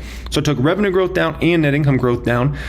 And yet I still get a CAGR on this one at a P of somewhere between 25 and 30, which would be fair for Adobe with these sorts of growth rates in this sort of business model, right? A compound annual growth rate on low end 19%, high end 25%. Like, Got to do it, man. Got to do it. My base case for Adobe has really sleepy numbers for Adobe. 8% revenue growth on average over the next 4 years, 10% net income growth on average over the next 4 years, right? 23 to 28p still gives me a compounded annual growth rate of 15% on the low end, 20% on the high end.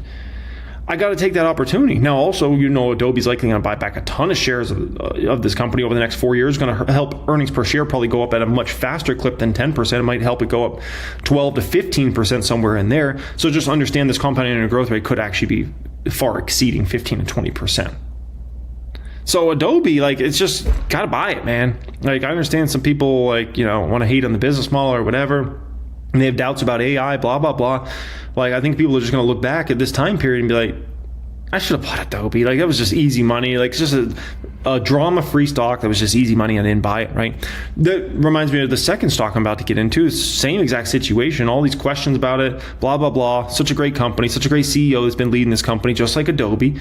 And that stock is Salesforce, CRM, number 2 at 2 here. This is one I need to just continue to load up on as many shares as I possibly can for this next, I would say, 90 trading days here. When it comes to CRM, right, the stock has done nothing the past 5 years. But as a new investor, I don't care. I don't care if it hasn't done anything for the last 50 years. All that matters is what's going on with the financial statements of this company, right? And it's not my fault that people overpaid for Salesforce 5 years ago. They did. They paid a bad price. They got in a bad PE ratios. And so, they paid a bad price, and they paid a big price for getting in at a bad price. And that stock's down 10.5% over the past 5 years, right? The next 5 years is going to be nothing like this 5 years for Salesforce, in my opinion. We're going to see a stock that's an absolute animal this next 5 years. We'll be talking about a stock that I wouldn't be surprised 5 years from now is a $500 to $800 stock. I would not be surprised at all, just to be quite frank. Now, I spoke very in depth about Salesforce in really the last 3 videos I did in the main channel, so I don't want to go super in depth for 4 videos in a row in regards to Salesforce, but I just sold 1 stock and bought 3 stocks. 7 stocks you must buy before 2026. I bought a new stock today. All 3 of those videos, check them out if you want to hear me talk much more in depth about CRM Salesforce, because I think that one, so there's going to be a lot of money to be made in that one over this next 5 years, okay? Alrighty, next thing up here. How do you avoid a dead money stock like Salesforce has been, right? Salesforce 5-year return, negative 10%. Dead money, technically losing money, right? How do you avoid stocks like that? I'm going to give you 3 of the biggest pitfalls to avoid when it comes to these sorts of stocks, okay? First one, listen close to this segment. Dropping gems here, okay? Paying sky-high valuations. You want to pay sky-high valuations. In the short term, it could actually pay off. I've seen a lot of stocks that are just at ridiculous valuations go up to even more ridiculous valuations. And you look at the forward P and you're like, dude, there's no way people are going to make money over the stock over the next 10 years. There's no way. But that has no ramifications on the next 10 months or the next 10 weeks. So over the next 10 weeks and the next 10 months, that stock could go up even higher and higher and higher. And yeah, maybe that stock doesn't make people any money over the next 10 years, but it could make people money over the next 10 weeks or 10 months, right? But if you pay a sky-high valuation, you're setting yourself up for dead money as an investor potentially over a 5-10 year span. And you look back and you're like, I've lost money on the stock, or I've hardly made any money and I've been in it 5 years? What? Like a CRM situation, right? So a good example of this, I want to give you guys some real life examples here. Palantir, I wouldn't touch the stock with a 10-foot pole at these prices. With that being said, Palantir could go to 200 in the short term. I have no clue where Palantir is going to go over the next, 3 to 9 months. I could go 200, could go 250, could go 300, right? Or maybe it tops at 175. I don't know. But I would not touch it with a 10-foot pole at these prices, right? Which is why I've sold the far majority of my shares. I only hold 1,000 shares. And that 1,000 shares is just in case I'm wrong on Palantir and maybe they grow at like a 50% plus revenue number for like the next 5-10 years. Because if they grow at a faster than a 50% revenue clip for at least the next 5-10 years, then you can make an argument that Palantir could still actually be a moneymaker here at these prices, right? I have a lot of doubts about Palantir growing at a 50% plus revenue clip for the next 5 to 10 years straight. I have a lot of questions about that. I don't think that's super realistic. Although, still being a shareholder of 1,000 shares in the public account, still owning a little bit in other portfolios, I wouldn't mind that, but I wouldn't touch it with a 10-foot pole. Here's a deal with Palantir, right? 295 forward P, a 202-year forward P, right? I mean, this stock is setting up for a horrible 2026 to 2030. But once again, over the next 3 to 9 months, it's anybody's best guess what happens with Palantir. But I'm just telling you, when you got a forward P and you're already, Palantir's already been a profitable company for a bit now. When you got a forward P at 295 and a 2-year forward P at 200, right? Remember, 2-year forward P, a lot of stocks are under 20 usually in the market. So you're over 10x. I think the stock's setting up for a horrible 2026 to 2030. I think the stock's either going to be flat, from basically the high it hits this year in 25 to, let's say, in 2030. I think the stock will either be flat or have lost people money. And so we'll see what happens, but you got to understand, when you pay a sky high valuation, man, you're setting yourself up for problems. And I've seen it continuously in the market over time. People will pay crazy prices for stocks, and then over a 5-10 year span, they have nothing to show for it. Nothing. But in the short term, who knows? Number 2 of these things is focusing on the hope rather than financials. This is an issue I see continuously in the market. People hope a company's going to do blah, blah, blah. They're not looking at the financial statements. They're not really looking at the income statement, the balance sheet, the cash flows. There's, this some bullish narrative around that stock, and they're like looking at that and they're like, this is like the next big thing because of blah, blah, blah, right? When the financials are showing you the company's actually in a lot of trouble, right? A good example of this, and if you follow me on X, I get them going, man. I get them going. Look at this post. I just did it 5 hours ago. It already has 233,000 impressions on X, man. We get some views on there, right? And by the way, if you ever want to follow me on X, I always have it linked in the description area of all my videos. But, I put this out. I said, I can't believe people are really buying Tesla stock in 2025. This is a year to sell Tesla and get out, not the year to buy. You have to learn the hard way. Oh, well. And, Tesla's financials are for the dumpster. We all know that, right? Like, it's bad. But there's a lot of hope around Tesla, right? The robots, right? Which, once again, that's not mattering anytime soon. The robo-taxi, which, someday could be a big business for Tesla, but it's not anytime soon. The car business is a disaster. The energy business growth rates have been going down substantially. Like, it's just... it's not a good situation, but the stock is hyped right now. It's got the hype behind it. And so it's moving up, but, I think that setup is not a good setup. Not a good setup at all. So the moral of the story is, the same thing has happened with Tesla in the past. If you look at the stock, where it topped at back in 2021, it was right around the price it is now. And that was back in 2021. And that was in another hype cycle, but that hype cycle was different. That hype cycle was around EVs and how Tesla was going to be dominating in EVs, right? And around the dojo and all that sort of stuff, right? And dojo, I don't even think they're doing that anymore at this point in time. And we know EV sales for Tesla have collapsed. So these narratives come with Tesla, and it's like, oh, everybody's going to do this. Oh, they're going to be selling trillion, billion, badillion robots, and it doesn't happen. And people are like, oh, and then the stock gets absolutely obliterated, and then goes through another hype cycle. So do understand that in regards to Tesla, it's an ugly situation there. Okay.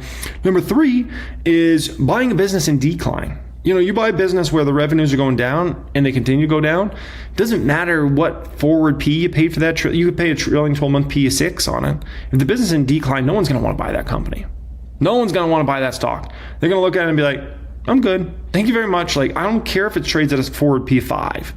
Doesn't matter. It could trade at a forward P of 3. And people are like, if the business is in decline, they don't want to own it at basically any price. All right, 3 might be a little bit excessive, but you get the picture here. If people feel like those revenues of that company and the profitability is just going to keep going down in future years, it doesn't matter the price. They're not going to buy it. They're not interested. And so you buy a business in decline, you can set yourself up for dead money in a stock for years and years to go in the future, okay? Hey guys, if you like learning under me, you want to take your knowledge up to a much higher level, apply to join my private stock group, private wealth group. That will be the pinned comment down there. Get access to all of my premium courses, access to my private Discord chat, exclusive weekly videos, all the moves I'm making my nearly $4 million Fidelity account. And when you join us in there, we'll get you your Steel membership cards and all that good stuff, guys. Okay? Appreciate you joining me. Much love as always, and have a great day.